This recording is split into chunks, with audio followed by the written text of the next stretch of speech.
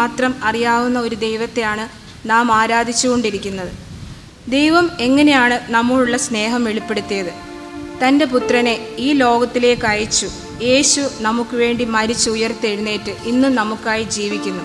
ഇത്രയും വലിയൊരു സ്നേഹം പിതാവായ ദൈവം ഈ മനുഷ്യരാശിയോട് കാണിച്ചിരിക്കുന്നു. ഇത്ര വലിയൊരു സ്നേഹത്തെ കാണിക്കുവാൻ വേറെ ആർക്കും സാധിക്കുകയില്ല. യോഹന്നാന്റെ സുവിശേഷം 3:16 പറയുന്നത് പോലെ, തൻ്റെ ഏകജാതനായ പുത്രനിൽ വിശ്വസിക്കുന്ന ഏവനും നശിച്ചു പോകാതെ നിത്യജീവൻ പ്രാപിക്കേണ്ടതിന് ദൈവം അവനെ നൽകുവാൻ തക്കവണ്ണം ഈ ലോകത്തെ സ്നേഹിച്ചു. അതിനു പകരമായി നമ്മുടെ ജീവിതത്തെ തന്നെ ദൈവത്തിന് സമർപ്പിക്കാം. നമുക്ക് ചേർന്ന് 177 ഗാനം ആലപിക്കാം.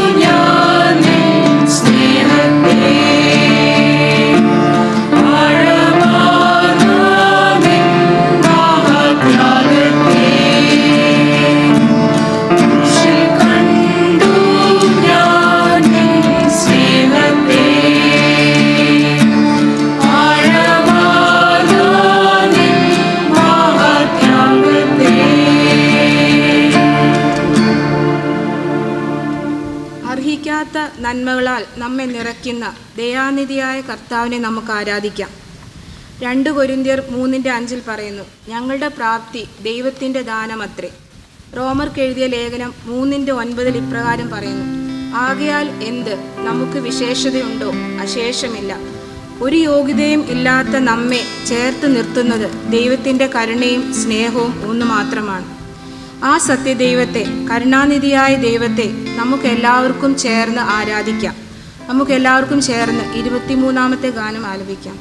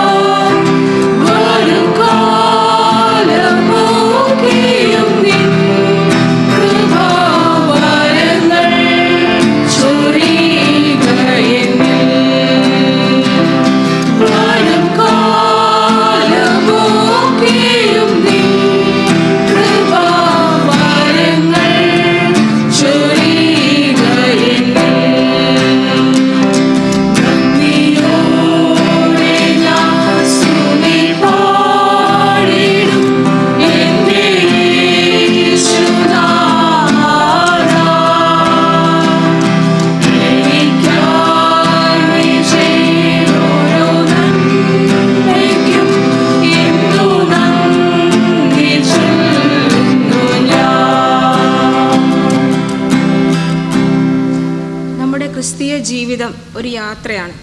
നമ്മുടെ വഴി എങ്ങോട്ടാണ്? നാശത്തിലോട്ടാണോ ജീവൻ്റെ മാർഗത്തിലേക്കാണോ? ഈ യാത്രയിൽ പല പാറക്കെട്ടുകളും നമ്മുടെ മുൻപിലുണ്ട്. ഈ പാറക്കെട്ടിൽ തട്ടാതെ നമ്മളെ കാത്തു സൂക്ഷിക്കുന്നത് നമ്മുടെ ദൈവമാണ്. സങ്കീർത്തനം 34:7 പറയുന്നു, യഹോവയുടെ ദൂതൻ അവൻ്റെ ഭക്തന്മാരുടെ ചുറ്റും പാളയമിറങ്ങി അവരെ വിടുവിക്കും. ദൈവം നമ്മുടെ സങ്കേതവും ബലവുമാകുന്നു. കഷ്ടങ്ങളിൽ അവൻ ഏറ്റവും അടുത്ത തുണയായിരിക്കുന്നു. നാം പോകേണ്ടുന്ന വഴി ദൈവം നമുക്ക് കാണിച്ചു തരും. ഈ ജീവിതയാത്രയിൽ നമ്മെ നയിക്കുന്ന ദൈവത്തെ നമുക്ക് ഒന്നു ചേർന്ന് ആരാധിക്കാം. നമുക്ക് എല്ലാവർക്കും ചേർന്ന് 167 ഗാനം ആലപിക്കാം. ജീവിതയാത്രക്കാര.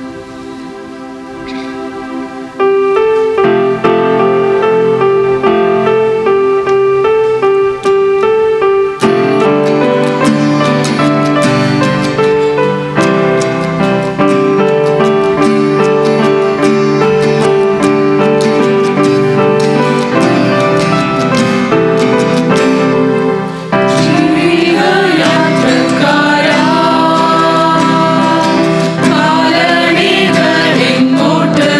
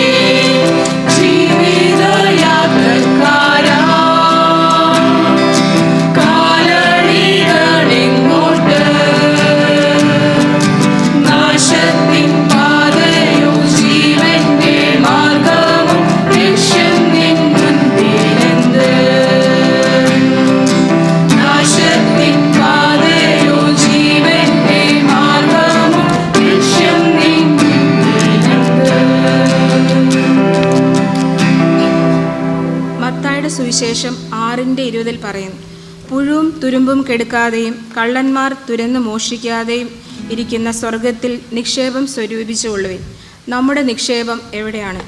എനിക്കൊരു ഉത്തമ സമ്പത്ത് കർത്താവ് സ്വർഗത്തിൽ ഒരുക്കുന്നു. ഈ ലോകത്തിൻ്റെ പുറകെ പായുന്നവർക്ക് ആ സമ്പത്ത് പ്രാപിക്കുവാനായിട്ട് സാധിക്കുകയില്ല. യേശുവിൻ്റെ രണ്ടാം വരവിന് വേണ്ടി നമുക്കെല്ലാം ഒരുങ്ങാം. നമ്മുടെ ആത്മാവും ദേഹവും യേശുവിന് വേണ്ടി നമുക്ക് സമർപ്പിക്കാം. നമുക്ക് എല്ലാവർക്കും ചേർന്ന് പാടാം പാട്ടുപുസ്തകത്തിലെ 240 ഗാനം.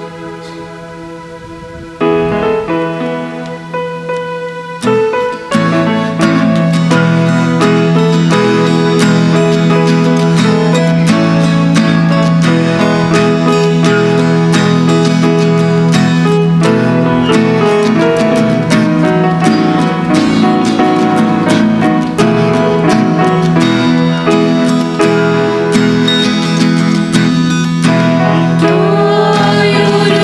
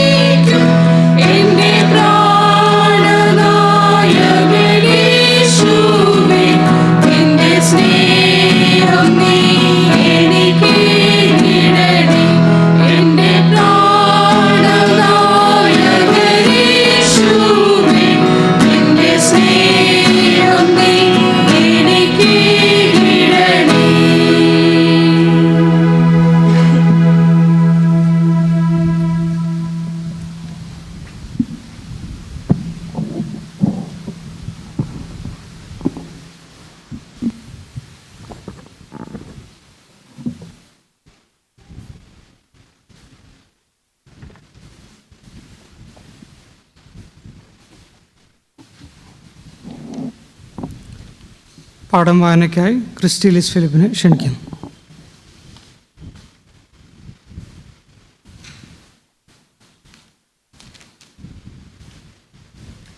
ഇന്നേക്ക് നിശ്ചയിച്ചിരിക്കുന്ന വേദഭാഗം ലൂക്കോസ് എഴുതിയ സുവിശേഷം 7-ാം അധ്യായം 1 മുതൽ 10 വരെയുള്ള വാക്യങ്ങൾ.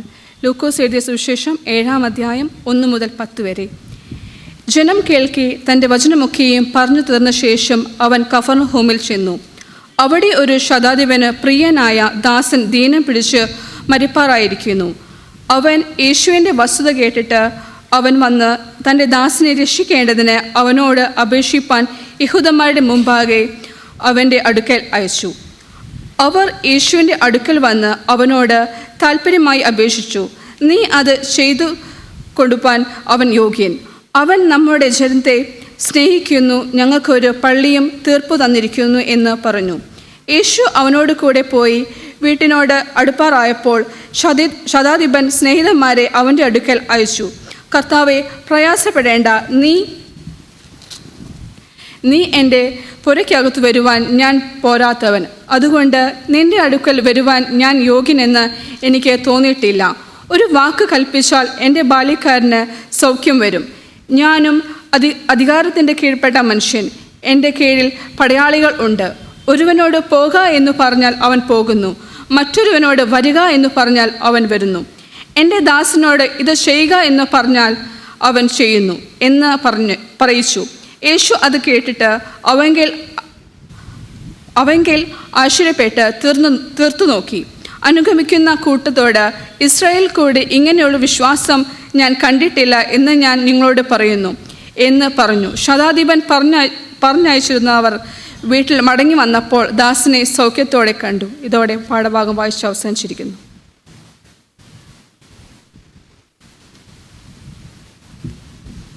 മധ്യസ്ഥ പ്രാർത്ഥനയ്ക്കായി നെസ്സി എലിസബത്ത് തോമസിനെ ക്ഷണിക്കുന്നു.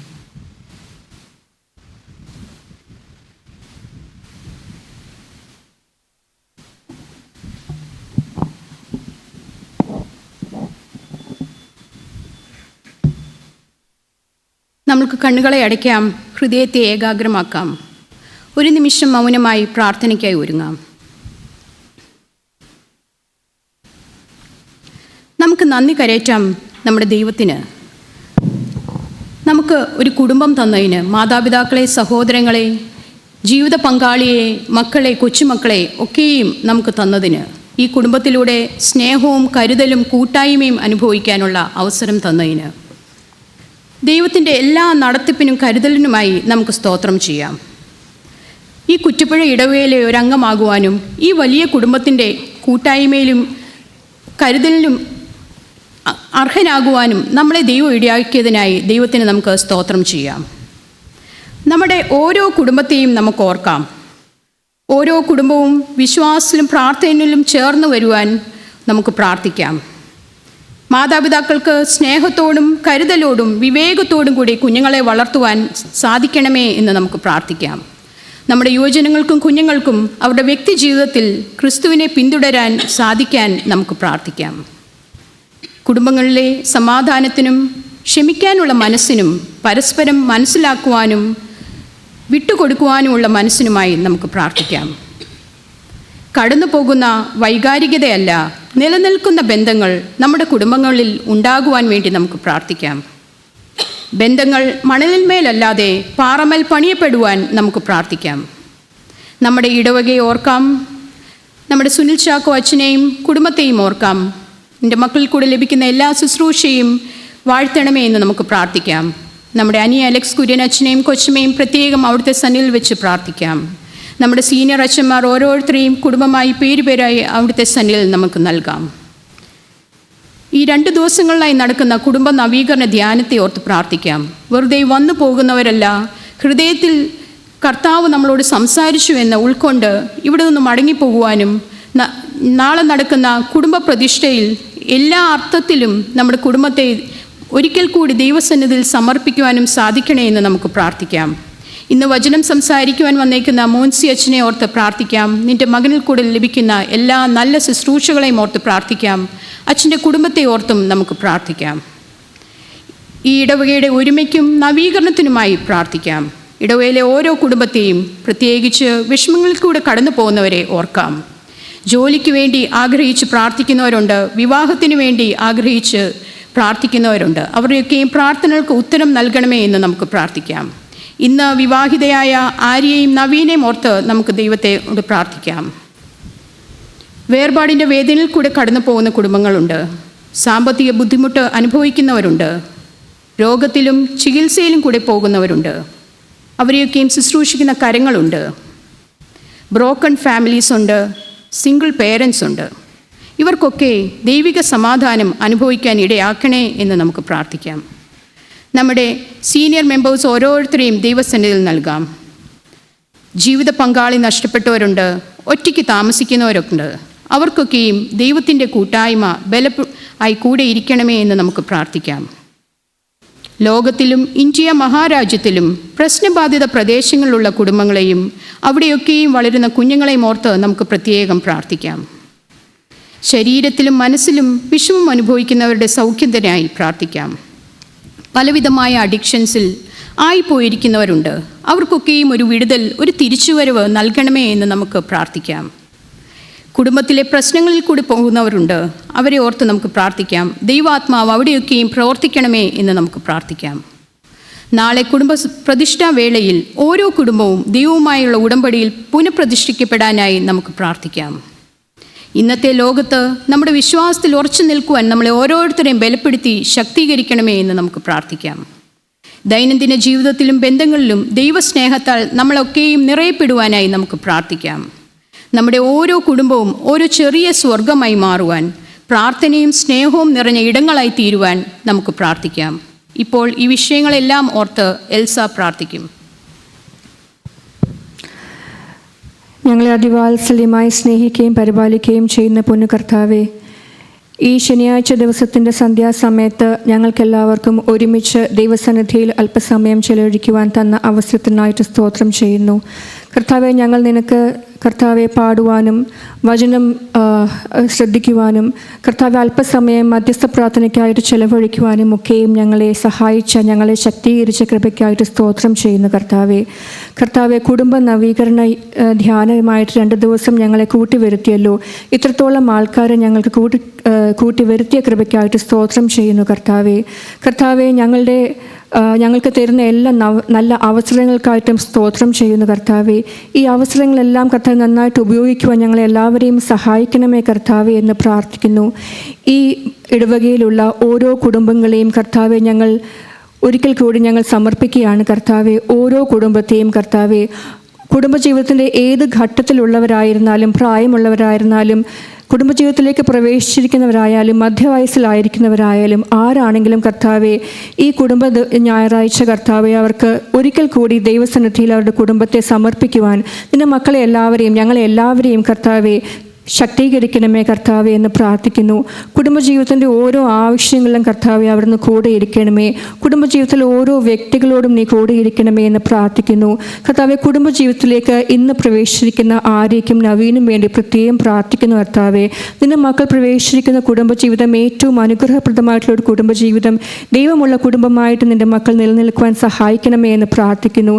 കർത്താവെ, കുഞ്ഞു പൈതങ്ങളെ വളർത്തുന്ന കർത്താവെ കുടുംബങ്ങൾക്കായിട്ട് പ്രാർത്ഥിക്കുന്നു. കർത്താവെ, മക്കളെ ദൈവമുള്ള മക്കളായിട്ട് ദൈവത്തെ കാണിച്ചു കൊടുത്തുകൊണ്ട് വളർത്തുവാൻ മാതാപിതാക്കളെ സഹായിക്കണമേ എന്ന് പ്രാർത്ഥിക്കുന്നു. കർത്താവെ, ടീനേജ് പ്രായത്തിലുള്ള കുഞ്ഞുങ്ങളെ വളർത്തുന്ന മാതാപിതാക്കൾക്ക് വേണ്ടി പ്രാർത്ഥിക്കുന്നു. കർത്താവെ, ഈ വളരെ പ്രയാസമേറിയ സമയത്ത് കർത്താവ് ഞങ്ങളുടെ കുഞ്ഞുങ്ങളോട് സ്നേഹപൂർവ്വം സൗമ്യതയോടെ കർത്താവെ പെരുമാറുവാനൊക്കെയും ഞങ്ങളെ സഹായിക്കണമേ എന്ന് പ്രാർത്ഥിക്കുന്നു. കർത്താവെ, ഞങ്ങളിലൂടെ കർത്താവെ അവർ ദൈവത്തെ കാണുവാൻ, യേശുവിനെ കാണുവാൻ, ഞങ്ങൾ അനുഭവിച്ച യേശുവിനെ അവർക്ക് കാണിച്ചു കൊടുക്കുവാൻ ഞങ്ങളെ സഹായിക്കണമേ എന്ന് പ്രാർത്ഥിക്കുന്നു.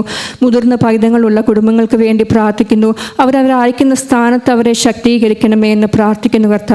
കർത്താവെ, പാർട്ട്നേഴ്സ് നഷ്ടപ്പെട്ടിരിക്കുന്നവരുണ്ട്. കർത്താവെ, വളരെ ചെറുപ്രായത്തിൽ പാർട്ട്നേഴ്സിനെ നഷ്ടപ്പെട്ട് കർത്താവെ തന്നെ കുഞ്ഞുങ്ങളെ വളർത്തുന്നവരുണ്ട്. നിന്റെ മക്കളെ എല്ലാവരെയും കർത്താവെ ശക്തീകരിക്കണമേ എന്ന് പ്രാർത്ഥിക്കുന്നു.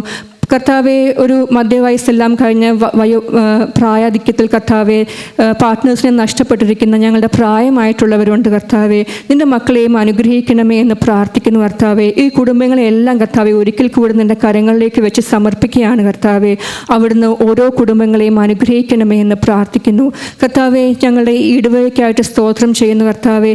ഈ ഇടവകയിൽ കൂടി ഞങ്ങൾക്ക് ലഭിക്കുന്ന എല്ലാ നല്ല കൂട്ടായ്മകൾക്കായിട്ടും അനുഗ്രഹങ്ങൾക്കായിട്ടും നന്ദിയോട് സ്തോത്രം ചെയ്യുന്നു കർത്താവെ.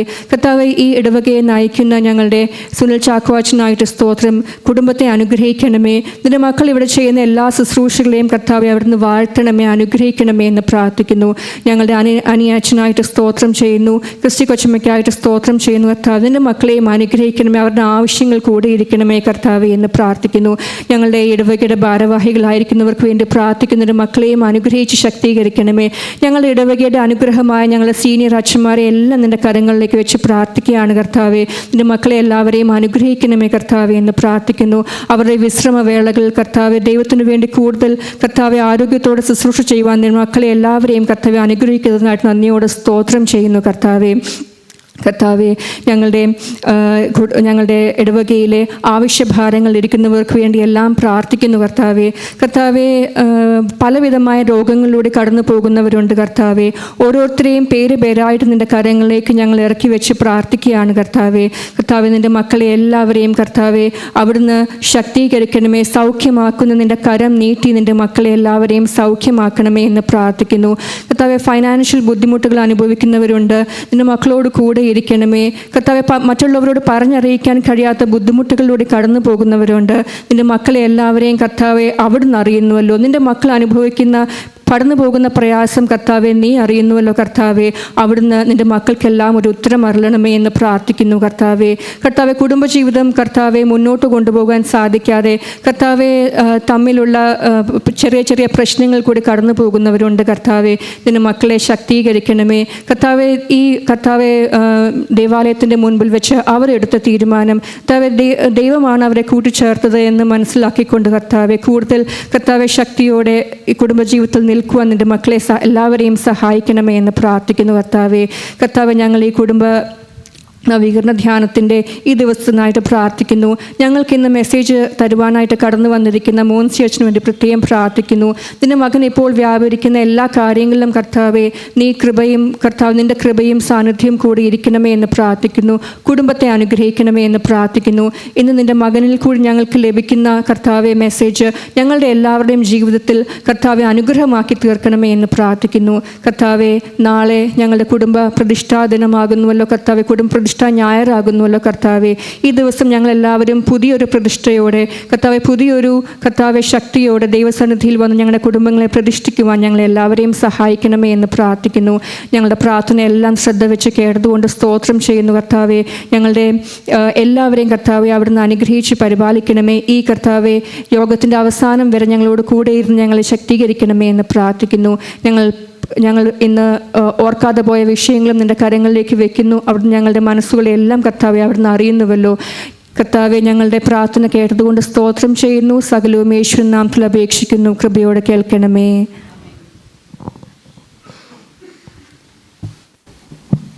സ്വാഗതം ആശംസിക്കാനായി ഇടവകയുടെ വൈസ് പ്രസിഡൻ്റായ ശ്രീ ഉമ്മൻ എം തോമസിനെ ക്ഷണിക്കുന്നു.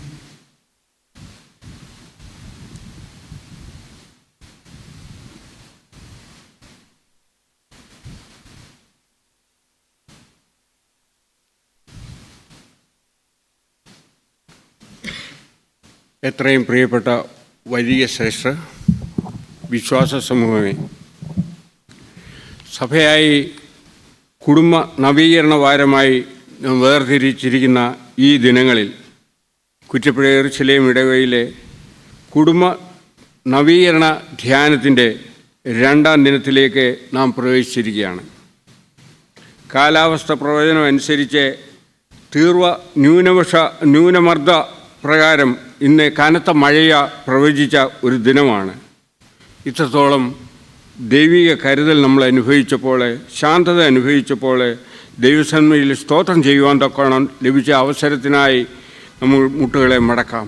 ദൈവത്തിനെ നമ്മൾ നന്ദി ഹൃദയത്തോടെ സ്തോത്രം ചെയ്യാം.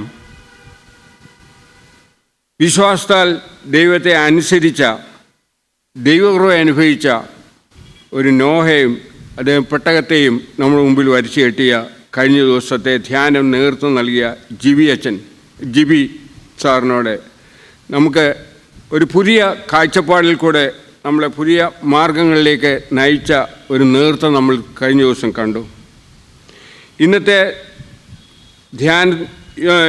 ധ്യാന യോഗത്തിന് അധ്യക്ഷത വഹിക്കുന്നതായ ബഹുമാനപ്പെട്ട അനി അലക്സ് അച്ഛൻ ധ്യാനയോഗത്തിൻ്റെ എല്ലാ ക്രമീകരണങ്ങളിലും നേതൃത്വം നൽകി നല്ലൊരു കൊയറിനെ രൂപീകരിച്ച് അത് ഭംഗിയായി കാര്യങ്ങളെ കൊണ്ടുപോകാൻ തക്കോണം അച്ഛൻ വളരെയധികം ഉത്സാഹിക്കുന്നു. അച്ഛനെ വളരെ സന്തോഷത്തോടെ സ്നേഹത്തോടെ ഈ ഇന്നത്തെ യോഗത്തിലേക്ക് സ്വാഗതം ചെയ്യുന്നു. ഇന്നത്തെ നമുക്ക് പ്രധാന അതിഥിയായി വന്നിരിക്കുന്ന മോൻസി വർഗീസ് അച്ഛൻ പ്രത്യേകിച്ച് പരിചയപ്പെടുത്തേണ്ട ആവശ്യം ഇല്ല. കഴിഞ്ഞ 3 വർഷക്കാലം നമ്മുടെ ഇടവകയുടെ സമീപം താമസിച്ച് ഇടവകയിലെ വിവിധ പ്രോഗ്രാമുകളിലൊക്കെയും സംബന്ധിച്ച് പള്ളി ആരാധനയിൽ സംബന്ധിച്ച് നമ്മോടൊത്ത് കഴിഞ്ഞ മോൻസി അച്ഛൻ കാർഡിൻ്റെ ഡയറക്ടറായി പ്രവർത്തിക്കുകയായിരുന്നു. കുഴിക്കാല സ്വദേശിയായ അച്ഛനെ ഇപ്പോൾ DTH റിസർച്ച് സ്കോളറായിട്ട് കോട്ടയത്തെ പഠിച്ചുകൊണ്ടിരിക്കുകയാണ്. ഇന്ന് നമ്മുടെ കൂടെ ആയിത്തീരുവാൻ തൊക്കണം അച്ഛൻ കാണിച്ച സ്നേഹത്തിനും കരുതലിനും ആയി ഞങ്ങൾ നന്ദി പറയുകയും വളരെ സ്നേഹത്തോടെ ഇന്നത്തെ ഈ ധ്യാനയോഗത്തിലേക്ക് ഞങ്ങൾ സ്വാഗതം ചെയ്യുകയും ചെയ്യുന്നു. നമ്മുടെ ഇടവകയാരി സുനിൽ അച്ഛനെ നേതൃത്വം നൽകിയ ഓരോ പരിപാടിയിലും നല്ല അനുഭവങ്ങളെ പങ്കിടുവാൻ തൊക്കണം അച്ഛനെ സാധിക്കുന്നു.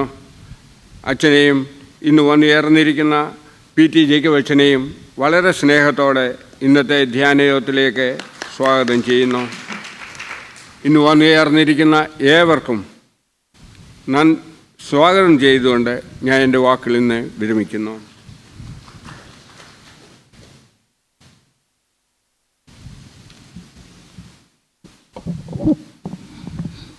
അപ്പോസ്തലനായ വിശുദ്ധ പൗലോസ് കൊരിന്ത്യർക്ക് എഴുതിയ 2-ാം ലേഖനം 5-ാം അധ്യായം 17-ാം വാക്യം. ഒരുത്തൻ ക്രിസ്തുവിലായാൽ അവൻ പുതിയ സൃഷ്ടിയാകുന്നു, പഴയത് കഴിഞ്ഞുപോയി, ഇതാ അത് പുതുതായി തീർന്നിരിക്കുന്നു. പഴയത് കഴിഞ്ഞുപോയി, ഇതാ അത് പുതുതായി തീർന്നിരിക്കുന്നു. ഇടവകയുടെ വികാരി ബഹുമാനപ്പെട്ട സുനിൽ ചാക്കോ അച്ഛൻ, ഇന്നത്തെ മുഖ്യ അതിഥിയായി നമുക്ക് വചനം ഘോഷിക്കുവാൻ നമുക്ക് വന്നിരിക്കുന്ന ബഹുമാനപ്പെട്ട മോൻസി വർഗീസ് അച്ഛൻ, നമ്മുടെ ഇടവകയുടെ സീനിയർ വൈദികനായിരിക്കുന്ന ബഹുമാനപ്പെട്ട ഡോക്ടർ PT ജേക്കബ് അച്ഛൻ, ഇടവകയുടെ ഭാരവാഹികളെ, എല്ലാ കുറ്റപ്പുഴ ജെറുസലേം മാർത്തോമ കുടുംബാംഗങ്ങളെ എല്ലാവർക്കും ക്രിസ്തുയേശുവിൽ സ്നേഹവന്ദനം. നാം ഇന്ന് കുടുംബ നവീകരണ ധ്യാനത്തിൻ്റെ 2-ാം ദിവസത്തിൽ ആയിരിക്കുന്നുവല്ലോ. എല്ലാ വർഷവും നവംബർ മാസത്തിൽ അല്ലെങ്കിൽ ഒക്ടോബർ മാസത്തിൽ കുടുംബ പ്രതിഷ്ഠാ ദിനത്തിൻ്റെ അനുബന്ധമായി കുടുംബത്തിൻ്റെ മഹാത്മ്യത്തെക്കുറിച്ചും അതിൻ്റെ ലക്ഷ്യത്തെക്കുറിച്ചും നാം ധ്യാനിക്കുന്ന ദിവസങ്ങളാകുന്നുവല്ലോ. നാം ഈ പരിപാടിക്ക് കൊടുത്തിരിക്കുന്ന പേര് കുടുംബ നവീകരണ ധ്യാനം എന്നാണ്. റെഫർമേഷൻ, നവീകരണം എന്നുള്ളത് പൗലോസിൻ്റെ വാക്കുകളിൽ നിന്ന് നാം മനസ്സിലാക്കുന്നു. ഒരുത്തൻ ക്രിസ്തുവിലായാൽ അവൻ പുതിയ സൃഷ്ടിയാകുന്നു. ഈ നവീകരണം അല്ലെങ്കിൽ പുതുതാക്കൽ എന്ന് പറയുമ്പോൾ ഗ്രീക്കിൽ ഇതിന് 2 വാക്കുകളുണ്ട്. ഒന്ന് നിയോസ് എന്ന് പറയുന്ന വാക്കാണ്, മറ്റത് കൈനോസ് എന്ന് പറയുന്ന വാക്കാണ്. ഈ നിയോസ് എന്ന് പറയുന്ന വാക്ക് നമ്മുടെ ഇംഗ്ലീഷിൽ പല വാക്കുകളുടെ പ്രിഫിക്സായിട്ട് ഉപയോഗിക്കുന്നത്, നിയോ എന്ന് പറയുന്ന വാക്ക്. പക്ഷേ അതിൻ്റെ അർത്ഥം എന്ന് പറയുന്നത്, നിയോസ് എന്ന് പറയുന്ന വാക്കിൻ്റെ അർത്ഥം എന്ന് പറയുന്നത് ന്യൂ ബൈ ടൈം, അതായത് സമയക്രമം അനുസരിച്ച് പുതുതാക്കിയത്. ഇപ്പോൾ നമ്മളൊരു പുതിയ വാഹനമോ പുതിയ വീടോ അല്ലെങ്കിൽ പുതിയ ഒരു ഡ്രസ്സോ എന്തെങ്കിലും നമ്മൾ വാങ്ങിക്കുകയോ അങ്ങനെ ചെയ്യുകയാണെങ്കിൽ അത് പുതിയതാണ്. പക്ഷേ കൈനോസ് എന്ന് പറയുന്ന വാക്കെന്ന് പറഞ്ഞ അർത്ഥം new by nature. New by nature. ഇതിന് രണ്ടിനും മലയാളത്തിൽ ഉപയോഗിച്ചിരിക്കുന്ന വാക്ക് പുതിയത് അല്ലെങ്കിൽ പുതുതാക്കുക എന്ന വാക്ക് തന്നെയാണ്. പക്ഷേ ഗ്രീക്കിൽ ഇതിന് രണ്ട് വ്യത്യസ്തമായ അർത്ഥങ്ങളുണ്ട്. ന്യൂ ബൈ നേച്ചർ എന്ന് പറയുമ്പോൾ ആന്തരികമായ ഒരു ചേഞ്ച് അല്ലെങ്കിൽ ഒരു രൂപാന്തരം കാരണം അതിൻ്റെ ബാഹ്യമായ രൂപവും രൂപാന്തരപ്പെടുന്നു എന്നാണ് മനസ്സിലാക്കുവാൻ സാധിക്കുന്നത്. ന്യൂ ബൈ നേച്ചർ, അതായത് നമ്മൾ ഒരു ഉദാഹരണത്തിന് പറയുവാണെങ്കിൽ, മാവ് നമ്മൾ സാധാരണ കുഴയ്ക്കുകയും പക്ഷേ അതിൻ്റെ രൂപം ഒരു രീതിയിലാണ്. പക്ഷേ നമ്മളത് ചുട്ട് അത് നമുക്ക് ആഹാരമായി തീരുമ്പോൾ അത് മറ്റൊരു രൂപത്തിലാണ്. മുൻപിലത്തെ രൂപമല്ല പിന്നാലെ വരുന്ന രൂപം. അവിടെ ഒരു ട്രാൻസ്ഫോർമേഷൻ സംഭവിക്കുകയാണ്. അവിടെ നേച്ചർ മാറുന്നുണ്ട്. സോ ഇപ്പോൾ ഒരു റൊട്ടി നമ്മൾ ഉണ്ടാക്കുകയാണെങ്കിൽ അത് കാലക്രമേണ അത് പുതിയതല്ല. കാരണം ഒരു പഴയ അല്ലെങ്കിൽ നേരത്തെ ഉണ്ടാക്കിയ മാവിൽ നിന്ന് ഉണ്ടാക്കിയതാണ്. പക്ഷേ it's by nature it has become new, it has become transformed. കുടുംബങ്ങൾ നവീകരിക്കപ്പെടുമ്പോൾ അത് ബൈ ടൈം ന്യൂ ആകുക മാത്രമല്ല, സമയക്രമം അനുസരിച്ച് പുതുതാക്കുക മാത്രമല്ല, നേച്ചർ അനുസരിച്ച് അല്ലെങ്കിൽ അതിൻ്റെ ഉണ്മയിൽ പുതുതാക്കുന്ന അല്ലെങ്കിൽ പുതുക്കൽ പ്രാപിക്കുന്ന ഒരു അനുഭവത്തിൽ കൂടെയും നാം കടന്നു പോകേണ്ടിയിരിക്കുന്നു. അതിൻ്റെ ലക്ഷ്യമായിട്ടാണ് നാം ഈ ധ്യാനങ്ങൾ ക്രമീകരിക്കുന്നത്. അതുകൊണ്ട് നമ്മുടെ കുടുംബങ്ങൾ അത് നവീകരിക്കപ്പെടണമെങ്കിൽ പൗലോസിൻ്റെ ലേഖനത്തിൽ എഴുതിയിരിക്കുന്ന പോലെ പരിശുദ്ധാത്മാവിൻ്റെ ശക്തിയാൽ മാത്രമേ അത് സാധിക്കുകയുള്ളൂ. പരിശുദ്ധാത്മാവിൻ്റെ ശക്തിയാൽ നാം ഈ വചനത്തിൽ നിന്ന് പ്രാപിക്കുന്ന ഈ ഇൻസൈറ്റ്സ് അല്ലെങ്കിൽ ഇതിൽ നിന്ന് പ്രാപിക്കുന്ന ധ്യാനങ്ങൾ നമ്മുടെ മനസ്സിൽ ഉൾക്കൊണ്ട് നമ്മുടെ ഉണ്മയിലെ അല്ലെങ്കിൽ നേച്ചറിലെ ഒരു ആന്തരികമായ ഒരു ട്രാൻസ്ഫോർമേഷൻ, ഒരു ചേഞ്ച് വരുമ്പോൾ നമ്മുടെ ബാഹ്യമായ രൂപങ്ങൾ അല്ലെങ്കിൽ ബാഹ്യമായ നേച്ചർ മാറുകയും കർത്താവിൻ്റെ സന്നിധിയിൽ ഒരു പുതുക്കൽ പ്രാപിക്കുകയും പുതുക്കിയ ഒരു തീക്ഷ്ണതയോടെ പുതുക്കിയ ആത്മാവിലൂടെ നമുക്ക് ജീവിക്കുവാൻ സാധിക്കും എന്ന് ഈ വേദഭാഗം നമ്മെ ഓർപ്പിക്കുന്നു.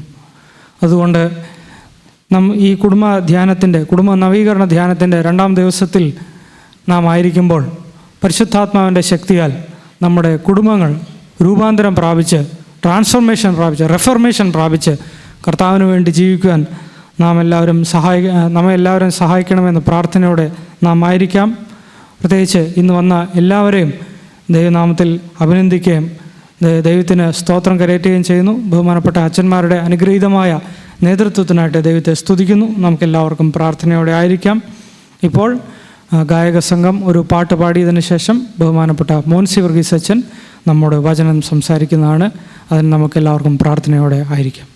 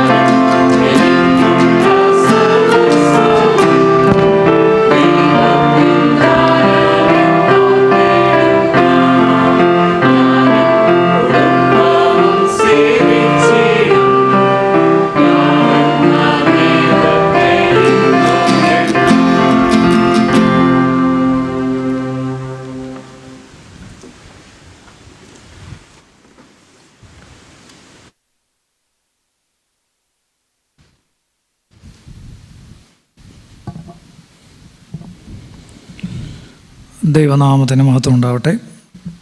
ഈ യോഗത്തിൻ്റെ അധ്യക്ഷനായിരിക്കുന്ന ബഹുമാനപ്പെട്ട അനിയച്ചൻ, നമ്മുടെ ഇടവകയുടെ വികാരിയായിരിക്കുന്ന സുനിൽ ചാക്കോച്ചൻ, പ്രിയപ്പെട്ട പി.ടി. ജേക്കബച്ചൻ, പ്രിയപ്പെട്ട വിശ്വാസ സമൂഹമേ, നിങ്ങൾക്കെല്ലാവർക്കും കർത്താവായ യേശുക്രിസ്തുവിൻ്റെ നാമത്തിൽ സ്നേഹവന്ദനം. ഞാനിവിടെ നിന്ന് ആലോചിക്കുകയായിരുന്നു, നിങ്ങൾ വിചാരിക്കും ഈ അച്ഛന് ഫാമിലിയെക്കുറിച്ച് കൃത്യമായി പറയാനും, അല്ലെ ഈ അച്ഛൻ്റെ ധ്യാനം കഴിയുമ്പോൾ മൊത്തത്തിൽ ഞങ്ങളുടെ ഫാമിലി മൊത്തം നവീകരിക്കപ്പെടാനും ഒക്കെ ചാൻസ് ഉണ്ടെന്നാണ് നിങ്ങളെല്ലാം വിചാരിക്കുന്നതെങ്കിൽ നിങ്ങൾക്ക് തെറ്റി. ഞാൻ അങ്ങനെ ഒരാളെ അല്ല. നിങ്ങളുടെ കുടുംബത്തെ മുഴുവൻ നവീകരിക്കാനോ, അല്ലെങ്കിൽ ആദ്യം എൻ്റെ കുടുംബത്തെ തന്നെ ഞാനിപ്പോൾ നവീകരിക്കാൻ ശ്രമിച്ചുകൊണ്ടിരിക്കുക. നമ്മളെല്ലാം അങ്ങനെയാണല്ലോ. എന്നാൽ എങ്ങനെ ഞാനിവിടെ വന്നുപെട്ടു എന്ന് ചോദിച്ചാൽ, മുമ്പേ ഉമ്മൻ സാറൊക്കെ പറഞ്ഞതുപോലെ ഞാൻ ഇവിടെ ടൈറ്റസ് സാറിൻ്റെ വീട്ടിൽ 3-4 വർഷം താമസിച്ചായിരുന്നു. അപ്പം എൻ്റെ അയൽവക്കക്കാരായിരുന്നു ലിജോയ്, നസീം. അപ്പം പണ്ടൊരു സിനിമയ്ക്കകത്ത് പറയുന്ന പോലെ അയൽവാസി ഒരു ഡാഷ്, അത് പറയണ്ട. അപ്പോൾ അങ്ങനെ അല്ലായിരുന്നു ഞങ്ങൾ. യേശുക്രിസ്തു പറഞ്ഞതുപോലെ ഞാൻ അവരെ സ്നേഹിച്ചില്ലെങ്കിലും ലിജോയ്, നസീം, നീ നിൻ്റെ അയൽക്കാരനെ നിന്നെപ്പോലെ തന്നെ സ്നേഹിക്കാമെന്ന് പറഞ്ഞതുകൊണ്ട് ഞങ്ങളെ നല്ലതായിട്ട് സ്നേഹിച്ചു. ഞങ്ങൾ നല്ല വീട്ടുകാരായി തുടർന്നു. അപ്പോൾ അവരോർത്തു അച്ഛനെ എന്തെങ്കിലും ഒരു പരിപാടിക്ക് വിളിക്കണമല്ലോ, സെമിനാരി പഠിച്ചുകൊണ്ടിരിക്കില്ലേ, നാണക്കേടാണെന്നല്ലോ എന്ന് കരുതി വിളിച്ചാണ്. നിങ്ങൾ അങ്ങനെ മാത്രമേ ഇതിനെ കാണാവൂ.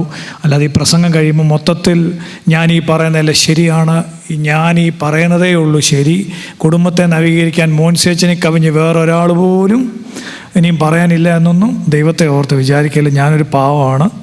10-45 മിനിറ്റ് ഒരു ചെറിയ ധ്യാനം. എന്നാൽ ഇതിനകത്തൊരു നസി പ്രാർത്ഥിച്ചപ്പം പറഞ്ഞ പോലെ ഒരു കാര്യമുണ്ട്. നമ്മൾ എന്തിനാണൊരു കുടുംബ നവീകരണ ധ്യാനം നടത്തുന്നത് ചോദിച്ചാൽ, ഇവിടുത്തെ യങ് ഫാമിലി ഫെലോഷിപ്പിന് തോന്നിയോ നിങ്ങളുടെ എല്ലാം കുടുംബങ്ങൾ ഇനി നവീകരിക്കപ്പെടണം എന്നുള്ള തോന്നലുകൊണ്ടൊന്നും അല്ല. റിഫോം ചർച്ച്, അനിയച്ചനിപ്പോൾ പ്രസംഗത്തിലാണ്, റിഫോംഡ് ചർച്ചിൻ്റെ ഒരു പ്രത്യേകത കഴിഞ്ഞാൽ ബൈബിളിൻ്റെ വെളിച്ചത്തിൽ നമ്മളെ നോക്കിക്കാണുന്നു. ബൈബിളിൻ്റെ ടെക്സ്റ്റിലൂടെ നമ്മുടെ ലൈഫിനെയും ഫാമിലിയെയും വിലയിരുത്തുന്നു. കുറച്ചുകൂടെ റിഫൈൻഡ് ആകാൻ പറ്റുമോ, കുറച്ചുകൂടെ ശരിയാകാൻ പറ്റുമോ, കുറച്ചുകൂടെ മെച്ചപ്പെടാൻ പറ്റുമോ, ഞങ്ങളുടെ കുടുംബജീവിതത്തിനകത്തുള്ളൊരു ഏകതയും ഒരുമയും സന്തോഷവും സമാധാനവും കൃപയും ഒക്കെ ഈ ഒരു ദൈവവചന ധ്യാനത്തിലൂടെ വ്യാഖ്യാനത്തിലൂടെ ഒക്കെ കുറച്ചുകൂടെ റിഫൈൻഡ് ആക്കാൻ പറ്റുമോ? ഇത്തരത്തിലുള്ള അന്വേഷണം ഞാനും ചെയ്യുന്നുള്ളൂ, നമ്മളെല്ലാവരും അങ്ങനെ ചെയ്യുന്നു മാത്രമേ ഉള്ളൂ. അപ്പോൾ അതുകൊണ്ട് അത്രയും നിങ്ങൾ ഉദ്ദേശിക്കാവൂ, അത്രയും ഞാനും ഉദ്ദേശിക്കുന്നുള്ളൂ. അപ്പോൾ ആ നിലയ്ക്കാണ് ഞാൻ ഇന്നത്തെ ഒരു ദൈവവചന ശുശ്രൂഷയെ കാണാനായിട്ട് ശ്രമിക്കുന്നത്. ബഹുമാനപ്പെട്ട സുല്ലച്ചനും അനിയച്ചനും ഒക്കെ എനിക്ക് ഈ ഇടവകയിലേക്ക് വരാനും ഈ പ്രസംഗം ചെയ്യാനും തന്ന അവസരത്തെ ഓർത്തും, പ്രത്യേകിച്ച് ലിജോയ്, നസീം ചേർന്ന് വിളിച്ചതിലുള്ള പ്രത്യേകമായ സന്തോഷം നിങ്ങളോടെല്ലാവരോടും അറിയിക്കുന്നു. നമ്മൾ ഇന്ന് വായിച്ച ഈ വേദഭാഗം നിങ്ങൾക്കെല്ലാവർക്കും പരിചയമായ വേദഭാഗമാണ്. Roman centurion. നിങ്ങൾ സൺഡേ സ്കൂളിൽ പഠിപ്പിക്കുന്നവർ അറിയാം, നിങ്ങൾ പഠിപ്പിച്ചിട്ടുള്ളവരാണ്. പക്ഷെ ഞാനൊരു 1-2 ചോദ്യങ്ങൾ അപ്പോൾ അതിൻ്റെ ഇടയ്ക്ക് ചോദിക്കും. അതെന്ന് വെച്ചാൽ പള്ളി നല്ലതായതുകൊണ്ട് ചിലപ്പം ഇപ്പം ഞാൻ അച്ഛനോട് പറയാം, ഈ പുതിയ പള്ളിയിൽ ഞാൻ ആദ്യമായിട്ടാണ് വരുന്നത്. അപ്പം നല്ല രസമുണ്ട്, മൊത്തത്തിലൊരു ഗുമ്മുണ്ട്, നല്ല ഒരു രസമാണ്. അപ്പം സ്വാഭാവികമായിട്ട് നമുക്ക് ഈ ഒരു വെളിയിൽ നിന്ന് വരുന്നൊരു കാറ്റും ഒരു നവംബർ മാസത്തിൻ്റെ തുടക്കമൊക്കെ ആകുന്നല്ലോ. അപ്പോൾ അത് വരുമ്പോൾ നമ്മൾ ഉറങ്ങിപ്പോയിരിക്കാൻ വേണ്ടി 2-3 ചോദ്യമൊക്കെ ഞാൻ ചുമ്മാ തന്ന് ചോദിച്ചു മുമ്പോട്ട്. ഈ ബൈബിളിൽ പ്രത്യേകിച്ച് ന്യൂ ടെസ്റ്റ്മെൻറ്റിൽ കഫർന്നഹൂമിനെ ഇപ്പം നമ്മൾ വായിച്ച വേദഭാഗം തുടങ്ങുന്നത് തന്നെ യേശു തൻ്റെ വചനങ്ങളെ പറഞ്ഞു തീർന്ന ശേഷം കഫർന്നഹൂമിൽ വന്നു എന്നാണ് പറയുന്നത്. കഫർന്നഹൂം ഒരു ഭയങ്കര വളരെ ഇമ്പോർട്ടൻ്റായ ഒരു സ്ഥലമാണ്, ഒരു സ്പേസാണ്. കാരണം മാർക്കിലും ലൂക്കിലും കഫർന്നഹൂം നല്ലതായിട്ട് ഇങ്ങനെ മുഴച്ച് നിൽക്കുന്നുണ്ട്. മർക്കോസിൽ നിങ്ങൾക്കറിയാമോ, കഫർന്നഹൂമിൻ്റെ വലിയ ഇമ്പോർട്ടൻ്റായ ഒരു വീടാണ് കഫർന്നഹൂമിലൊരു വീട്. അതായത് വീടായിരുന്നു അറിയാമോ? കുറ്റപ്പുഴക്കാർ തിയോളജിയിലും വേദപുസ്തക പാരായണത്തിലും ഒട്ടും പുറകോട്ടില്ലെന്ന് എനിക്കറിയാം, എന്നാലും ഒന്ന് ചുമ്മാ ചോദിക്കുക. കഫർന്നഹൂമിലെ ഒരു വീട് വളരെ പ്രാധാന്യമുള്ളൊരു വീടായിരുന്നു. ഏത് വീടാ പറഞ്ഞു? അച്ഛനെ പ്രസംഗിക്കാൻ വിളിച്ച് അച്ഛൻ പ്രസംഗിച്ചിട്ട് ഞങ്ങളോട് ചോദ്യം ചോദിക്കൽ. നമ്മുടെ 4 പേര് മേൽക്കൂര പൊളിച്ച് ഇറക്കുന്ന വീട് അല്ലേ, അതൊരു വീട്, അതൊരു കഫർന്നഹൂമിലെ വീടാണ്. ഇതും ഈ റോമൻ സെഞ്ചൂറിയൻ്റെ വീടും ജനം കേൾക്കെ തൻ്റെ വചനമൊക്കെ പറഞ്ഞു ചേർന്ന ശേഷം യേശു എവിടെ ചെന്നു? കഫർന്നഹൂമിൽ ചെന്നു. അപ്പം മർക്കോസിൽ നമ്മൾ വായിക്കുന്ന കഫർന്നഹൂമിലെ വീട്, യേശു വന്ന വീട്, യേശു പ്രസംഗിച്ച വീട്, യേശു പാരലറ്റിക്കിനെ പക്ഷപാതക്കാരനെ സൗഖ്യമാക്കിയ വീട്. അപ്പോൾ ആ വീടും ഈ വീടും ഏത് വീട്? യേശു പക്ഷപാതക്കാരനെ സൗഖ്യമാക്കിയ കഫർന്നഹൂമിലെ ആ വീടും ഇപ്പം നമ്മൾ വായിച്ച ഈ ശതാധിപൻ്റെ വീടും, അല്ലെ വീടെന്ന് പറഞ്ഞാൽ പുര അല്ലെങ്കിൽ ഫാമിലി, അങ്ങനെ അങ്ങോട്ട് ഡിഫൈൻ ചെയ്യുക. ഈ 2 വീടും രൂപപ്പെടുത്തിയ ചില കാര്യങ്ങളുണ്ട്. ആ കാര്യങ്ങൾ നമ്മളെ ഒന്ന് റിഫൈൻ ചെയ്യാൻ സഹായിക്കുമോ? പിടികിട്ടിയല്ലോ? ഇത്ര ഞാൻ ഉദ്ദേശിക്കുന്നുള്ളൂ. ഈ 2 വീടും, ശതാധിപൻ്റെ വീടും കഫർനഹൂമിലെ ആ വീടും എൻ്റെ വീടിനെ, എൻ്റെ പുരയെ, എൻ്റെ ഫാമിലിയെ റിഫൈൻ ചെയ്യാൻ എന്തെങ്കിലും ചെറിയ ന്യൂവാൻസസ്, ചെറിയ സാധനങ്ങൾ പറയാൻ പറ്റുമോ, അത് കിട്ടുമോ എന്ന് നമുക്കൊന്ന് നോക്കാനേ ഞാൻ ശ്രമിക്കുന്നുള്ളൂ. കഫർനഹൂമിലെ വീട് നോക്കിക്കുക. അവിടെ യേശു വന്നു, യേശു പ്രസംഗിച്ചു, ഭയങ്കര ആൾക്കൂട്ടം. ഒരുത്തനെയും കൊണ്ട് വന്നു, വയ്യാത്തൊരുത്തനെയും കൊണ്ട് വന്നു. നിങ്ങളെപ്പോലെ ഞാൻ പ്രസംഗിക്കുന്നു, യേശു പ്രസംഗിക്കുന്നു, ഒരുപാട് ആൾക്കാർ പ്രസംഗം കേൾക്കുന്നു. അപ്പോൾ കൊണ്ടുവന്നവനെ 4 പേരല്ലേ കൊണ്ടുവന്നേ? ആണോ? ആണോ. കൊണ്ടുവന്നിട്ട് അവരെന്തോ ചെയ്തു കാണും? അവരെന്ത് ചെയ്താണ്? ആ വീടിനകത്ത് ഭയങ്കര തിരക്കാണ്. യേശു പ്രസംഗിക്കുന്ന കേൾക്കാൻ വേണ്ടി ഭയങ്കര തിരക്കാണ്. അപ്പോൾ യേശുവിനോടും അല്ല ഈ കൂടി നിൽക്കുന്ന ആൾക്കാരോട്, ക്രൗഡിനോട് ഈ വന്നവരെന്തോ പറഞ്ഞു കാണും? ഇടത്തുള്ളി കൊഞ്ചം വഴി തരുമോ, അല്ലേ, ഇച്ചിരി വഴി തരാമോ? കൊടുത്തോ? കൊടുത്തില്ലാത്തതുകൊണ്ടല്ലേ പെരയുടെ മണ്ട കയറിയേ. അപ്പോൾ പ്രസംഗം കേൾക്കുന്നവരും എന്താകാം? വഴി അടയ്ക്കുന്നവരാകാം, അല്ലേ? പ്രസംഗം കേൾക്കുന്നവരും പള്ളി വരുന്നവരും നമ്മൾ ഐഡിയൽ എന്ന് പറയുന്ന ഫാമിലി തന്നെ വഴി അടയ്ക്കുന്നവരായി മാറാം, അല്ലേ? വഴി അടഞ്ഞു പോയി, മുട്ടി വിളിച്ചു, തോണ്ടി വിളിച്ചു, ചോദിച്ചു കാണും, നോ വേ, കൊടുത്തില്ല. പിന്നെ അവരെന്തോ ചെയ്തു? മണ്ടയ്ക്ക് കയറി. മേൽക്കൂര പൊളിച്ചു. എന്തോ പണിയാൻ നോക്കണം. മേൽക്കൂരയൊക്കെ പൊളിക്കുന്ന അത്ര എളുപ്പമൊന്നുമല്ല. പിന്നെ ചിലർ പറഞ്ഞ് കടപ്പക്കല്ല് ചേർത്ത് വെച്ച പലസ്തീനിലെ വീടുകൾ, ഇങ്ങനെ കഫർനഹൂമിലെ വീടുകളൊക്കെ ഇളക്കാമെന്നൊക്കെ പറഞ്ഞു. എനിക്കറിയത്തില്ല, അങ്ങനെയൊക്കെ വായിച്ചിട്ടുണ്ട്. ഏതായാലും കൂടെ ഇവർ 4 പേരും കൂടെ പണിപ്പെട്ട് ഇളക്കിയിട്ട് താഴെ ഇറക്കി വെച്ചു. പാരലിറ്റിക്, പക്ഷപാതക്കാരൻ സൗഖ്യമായി. സൗഖ്യം കഴിഞ്ഞ് പ്രസംഗിച്ച് യേശുവും പോയി, സൗഖ്യം കിട്ടിയവനും പോയി, കൊണ്ടുവന്നവനും പോയി, പ്രസംഗം കേൾക്കാൻ വന്നവനും പോയി. പെരയുടെ ഉടമസ്ഥൻ എന്തോ ചെയ്ത് കാണും? മേളിലോട്ട് നോക്കിയിട്ട് എന്നാ പറഞ്ഞു കാണും? പറഞ്ഞു പണ്ടാരം ഇടപാടായി. നമ്മൾ പ്രാർത്ഥനയ്ക്ക് പപ്സ് കൊടുക്കുന്ന അവസ്ഥയാണ്. പ്രാർത്ഥന നടത്തുമ്പോൾ നമ്മൾ പപ്സ് കൊടുക്കും. അപ്പം എന്നോടൊരു വീട്ടിലെ ഒരു ആൻറ്റി പറഞ്ഞു വെച്ചാൽ ഈ പണ്ടാറ് ഈ പന്ന സാധനം കൊടുത്തു കഴിഞ്ഞാൽ പിന്നെ തൂത്ത്, പക്ഷേ എളുപ്പമുണ്ട്, ലാഭമുണ്ട്. പപ്സ് 10-12 രൂപയേ ഉള്ളൂ. അതുകൊണ്ടാണ് അച്ഛൻ ഞാൻ മേടിച്ചത്. പക്ഷേ തീറ്റയും കഴിഞ്ഞെല്ലാം അവനവൻ്റെ പണിക്ക് പോവും. അച്ഛൻ്റെ താടിയെ കുറച്ച്, അല്ലേ?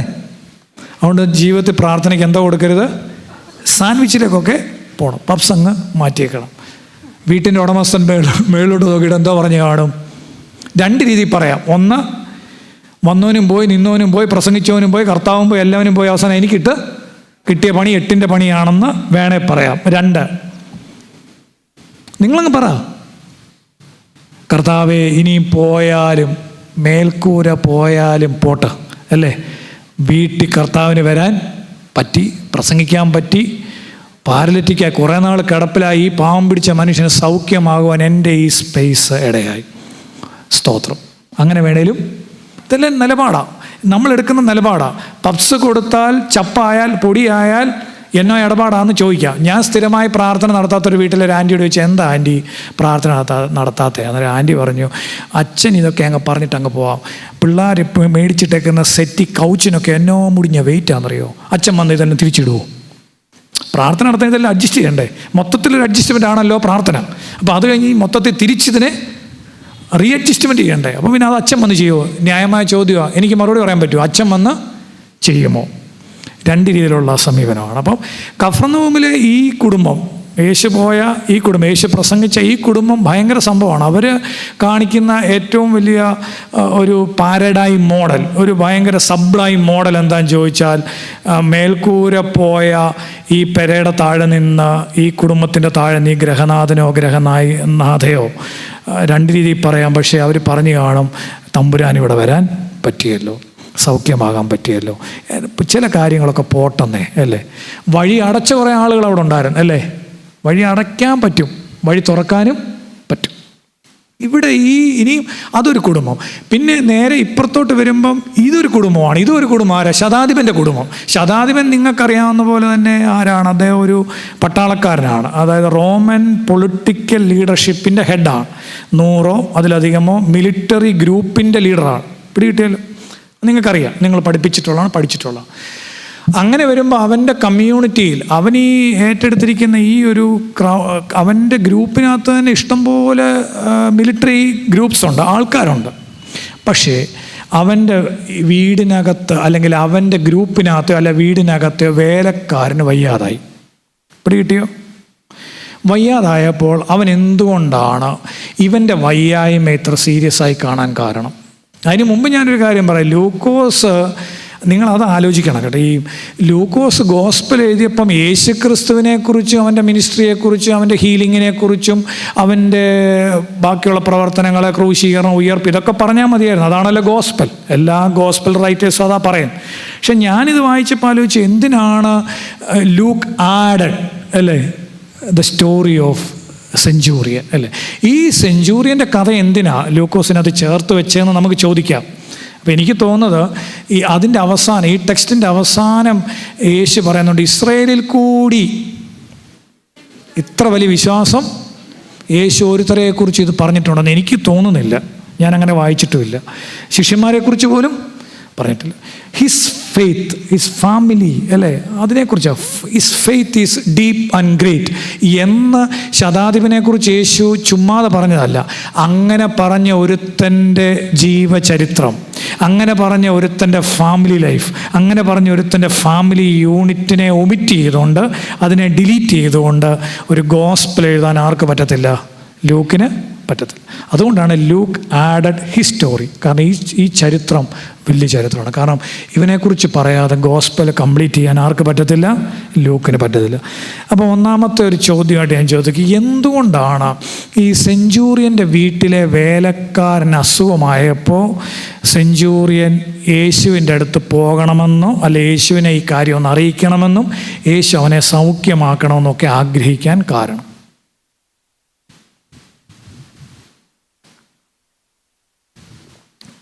നിങ്ങൾക്ക് തോന്നുന്നൊക്കെ പറഞ്ഞു. അയ്യോ അച്ഛൻ എന്നാ വിചാരിക്കും, തെറ്റായി പോലും. നിശ്ചയം പറഞ്ഞേ. ശതാധിപൻ ഇൻക്ലൂസീവായിരുന്നു അല്ലേ? ഏറ്റവും ലീസ്റ്റായ അല്ലേ, ഏറ്റവും ലാസ്റ്റായ, unto the last. Sukumar അഴീക്കോടിൻ്റെ ഒരു പ്രസംഗമാണ്, unto the last unto the least. അതായിരുന്നു. ഇനി നെസ്സി പറഞ്ഞതുകൊണ്ട് ചുമതലക്കാരി ആയതുകൊണ്ട് തീർന്നില്ല, ഇനിയുണ്ട്. ഇന്നില്ലാതെ പോകുന്ന, നമ്മൾ ഇന്ന് പറയേണ്ടിയ ഒരു സാധനം, സ്നേഹമുണ്ടായിരുന്നു. പിന്നെ ഈ അച്ഛൻ പണിയായിരുന്നു. യേശു അത് ഞാൻ ആദ്യം പറഞ്ഞത്, his faith is deep and great. Yesu സൗഖ്യമാക്കുന്ന അവന് ഫെയ്ത്ത് ഉണ്ടാകും, വിശ്വാസമുണ്ട്. അതില്ലാതെ പോകാൻ പറ്റത്തില്ല. കാരണം അവിടെ അതിനേക്കാൾ ഇഷ്ടം പോലെ അവനെ കൊണ്ടുപോകാനും അവനെ സൗഖ്യം കൊടുക്കാനുമുള്ള സംവിധാനങ്ങൾ, മെഡിക്കൽ സെറ്റപ്പ്, അല്ലെങ്കിൽ വേറെ ഒരുപാട് ഒക്കൾട്ട് റിലീജിയൻ, ഗൂഢമതങ്ങൾ, അങ്ങനെയുള്ള ഒരുപാട് സംവിധാനങ്ങളുണ്ട്. ആ സംവിധാനത്തിലേക്ക് പോയാൽ മതിയായിരുന്നു. അതൊന്നും പോകാതെ നേരെ പിടിച്ചുകൊണ്ട് ഇങ്ങോട്ട് വരേണ്ട ആവശ്യം എന്തോ? അപ്പോൾ ഫെയ്ത്ത് ഉണ്ടായിരുന്നു. പിന്നെ ഹി വാസ് കൈൻഡ് അല്ലേ? യേശു പറഞ്ഞിട്ടുള്ളത് തന്നെ അവനും കാണിക്കുന്നു പ്രാക്ടിക്കൽ ലൈഫിൽ. കൈൻഡ്, ദയവുള്ളവനായിരുന്നു. പിന്നെ പരിശുദ്ധാത്മാവിൻ്റെ വരങ്ങൾ മൊത്തം പറഞ്ഞാൽ ശരിയാണ്. കാരണം എന്താ, അതെല്ലാം അവനുണ്ടായിരുന്നു. ഇനി വല്ലതും ഉണ്ടോ? ഇല്ല. എന്നാൽ നിങ്ങൾ പറഞ്ഞാലേ ശരിയാണ്. ഒരു കാര്യം കൂടെ ഞാൻ തേച്ചുകെട്ടൽ പോലെ വെക്കുക. ഈ ബേസിക്കലി നമ്മൾ പഠിക്കേണ്ട ഒരു കാര്യം, അത് നിങ്ങൾ പഠിച്ചിട്ടുള്ളതാണ്, ഞാനും പഠിച്ചിട്ടുള്ളതാണ്. ഈ അടുത്ത സമയത്ത് എനിക്കത് ബോധ്യപ്പെട്ട കുറച്ചുകൂടെ. ഈ ബൈനറി എന്ന് പറഞ്ഞൊരു സംഭവം ഉണ്ട് അല്ലേ, ഓപ്പോസിറ്റ് അല്ലേ, മാസ്റ്റർ സ്ലേവ് അല്ലേ. ഈ സായിപ്പ് പണ്ട്, ഇപ്പോഴത്തെ സായിപ്പ് അല്ല, പണ്ടത്തെ സായിപ്പ് ഇന്ത്യയെ വന്നപ്പം അവർ ഇന്ത്യക്കിട്ട പേര് ഡാർക്ക് കോണ്ടിനെൻ്റ് എന്ന. അതിനെ അങ്ങനെ ഇടാൻ കാരണം, സായിപ്പിൻ്റെ മുമ്പിൽ ചെന്ന് എന്നെപ്പോലുള്ള 10 നിരന്നങ്ങ് നിന്നു. സായിപ്പ് നോക്കിയപ്പോൾ ഇത് മൊത്തം ഇങ്ങനത്തെ കറുത്ത് കോറയടിച്ച് പറയണം, എന്തുവാടെ ഈ രാജ്യമേ, വെരി പിറ്റി എന്നൊക്കെ പറഞ്ഞ് അവന്മാരെന്തോ ചെയ്തു. ഞാൻ പറഞ്ഞ തെറ്റല്ല, ഹിസ്റ്ററിയിൽ നിങ്ങൾ കേട്ടിട്ടുള്ളതാണ് അല്ലേ. ഇന്ത്യ പോലുള്ള രാജ്യങ്ങളെ ഇപ്പം നിയോ കൊളോണിയൽ റീഡിങ്ങിലൊക്കെ അത് മാറുന്നുണ്ട്. പക്ഷേ കൊളോണിയലിസത്തിൽ മൊത്തം സംഭവിച്ച ഡാർക്ക് കോണ്ടിനെൻ്റ് അല്ലേ. പക്ഷേ ഈ അടുത്ത പത്രത്തിൽ ഞാൻ ഇങ്ങനെ സാധനം വായിച്ചു. എന്താണെന്നറിയാമോ? കുമ്പനാട് നിന്നിറങ്ങിയ മാട്രിമണിയാണ്. നല്ല രസമാണ് അത് വായിക്കാൻ. വരൻ, MBA കഴിഞ്ഞ വരൻ, കോതമ്പിൻ്റെ നിറം, തത്തുല്യമായ വിവാഹാലോചനകൾ, നേരത്തെ കല്യാണം കഴിച്ചത് ദൈവം തമ്പുരാൻ്റെ കൃപ ഇല്ലേ. കോതമ്പിൻ്റെ കളറുള്ള അപ്പച്ചനും കോതമ്പിൻ്റെ കളറാണ്, മോനും കോതമ്പിൻ്റെ കളറാണ്, വരുന്ന പെണ്ണും വിപരീതമത എംബോസിഷൻ ഏരിയ നമ്മൾ പഠിച്ചിട്ടുള്ള അല്ലേ. പുരുഷൻ വിപരീതം അത് ചേർത്തില്ലയോ? പുരുഷൻ സ്ത്രീ, വെളുപ്പ് കറുപ്പ്, യജമാനൻ ദാസൻ, മാസ്റ്റർ സ്ലേവ്, വൈറ്റ് ഡാർക്ക്, അല്ലെ എങ്ങനെയൊക്കെ പറയും. ഈ വിപരീത പദം എന്തെങ്കിലും പഠിച്ചപ്പോൾ എന്തെങ്കിലും കുഴപ്പം തോന്നിയിട്ടുണ്ടോ? പഠിച്ചിട്ട് വേണ്ട വെച്ചാൽ കുഴപ്പം തോന്നുന്നത്. നിങ്ങൾ ഇഷ്ടംപോലെ ഇവിടെ അധ്യാപകരൊക്കെ ഉണ്ട്, നിങ്ങൾ പഠിപ്പിച്ചിട്ടുണ്ട്, നിങ്ങളും പഠിച്ചിട്ടുണ്ട്. പക്ഷേ അതിനകത്തൊരു ചെറിയ പ്രോബ്ലം ഉണ്ട്. അതിനെ ഒന്ന് ചെറുതായിട്ട് പ്രോബ്ലമാറ്റൈസ് ചെയ്താൽ പ്രശ്നമുണ്ട്. എന്താ അതിനകത്തെ പ്രശ്നം? ഈ കുമ്മനാട്ടെ അപ്പച്ചൻ പറഞ്ഞതിനകത്തും തെറ്റൊന്നുമില്ല അല്ലേ? MBA-കാരൻ യുവാവ് അല്ലേ, കോതമ്പിൻ്റെ നിറം, തത്തുല്യമായ വിവാഹം, അല്ലാത്തൊരെണ്ണം ഇങ്ങോട്ട് പെരയ്ക്കകത്ത് ഞങ്ങൾ അടുപ്പിക്കത്തില്ല. അഥവാ വന്നാൽ അവനോട് പറഞ്ഞ് വേറെ പണി നോക്കണമെന്ന് പറയാം. അന്നേരം പിന്നെ നമുക്ക് അതിന് വേറെ എന്തൊക്കെ സംഭവം ഉണ്ടാവും. എനിവേ അത് പോട്ടെ. എന്തോ ഈ വിപരീത പദത്തിൻ്റെ അല്ലെങ്കിൽ ഇങ്ങനെ പറയുന്ന സംവർഗങ്ങളിൽ ഇങ്ങനെ പറയുന്ന വിപരീത പദത്തിന് എന്തെങ്കിലും കുഴപ്പമുണ്ടോ? Sometimes one is superior and other is inferior അല്ലേ? ഇപ്പോഴാണ് മർത്തോമാ സഭ സ്ത്രീകൾ മതവയ്ക്കകത്ത് കയറാൻ തുടങ്ങി. കയറ്റിയോ നിങ്ങൾ? ഇവിടെ കയറുന്നുണ്ടോ? പക്ഷെ പലയിടത്തും കയറിയിട്ടില്ല. സ്ത്രീകൾ തന്നെ പറയും വേണ്ട. കാരണം എന്നാ? എൻ്റെ അച്ചോ ഞങ്ങൾ ഒതുങ്ങിക്കൂടി അങ്ങ് ജീവിച്ചോളാം. കാരണം അങ്ങനെ പറയാൻ പറ്റും. അവർക്ക് തിരിച്ച് പറയാൻ അറിയത്തില്ല. അങ്ങനെ പറയാൻ അറിയാമെങ്കിലും അങ്ങനെ ഓറിയൻറ്റഡ് ആയിപ്പോയി. എനിവേ, അപ്പം ഈ എല്ലാ വിപരീത പദങ്ങളുടെയും പ്രശ്നം, വിപരീത പദങ്ങൾ one is superior and other is inferior. അതുകൊണ്ടാണ് വീട്ടിലും നമ്മൾ ഭാര്യ ഭർത്താവ് എന്ന് പറയത്തില്ല, ഭർത്താവ് ഭാര്യ, വെളുപ്പ് കറുപ്പ് അല്ലേ, വെട്ടം ഇരുൾ, നന്മ തിന്മ, എല്ലാ വിപരീത പദങ്ങൾക്കും ആ പ്രശ്നമാണ്. പക്ഷേ അങ്ങനെ വരുമ്പോൾ ശതാധിപൻ്റെ വീട്ടിലെ വിപരീത പദം ഏതായിരുന്നു? Master slave.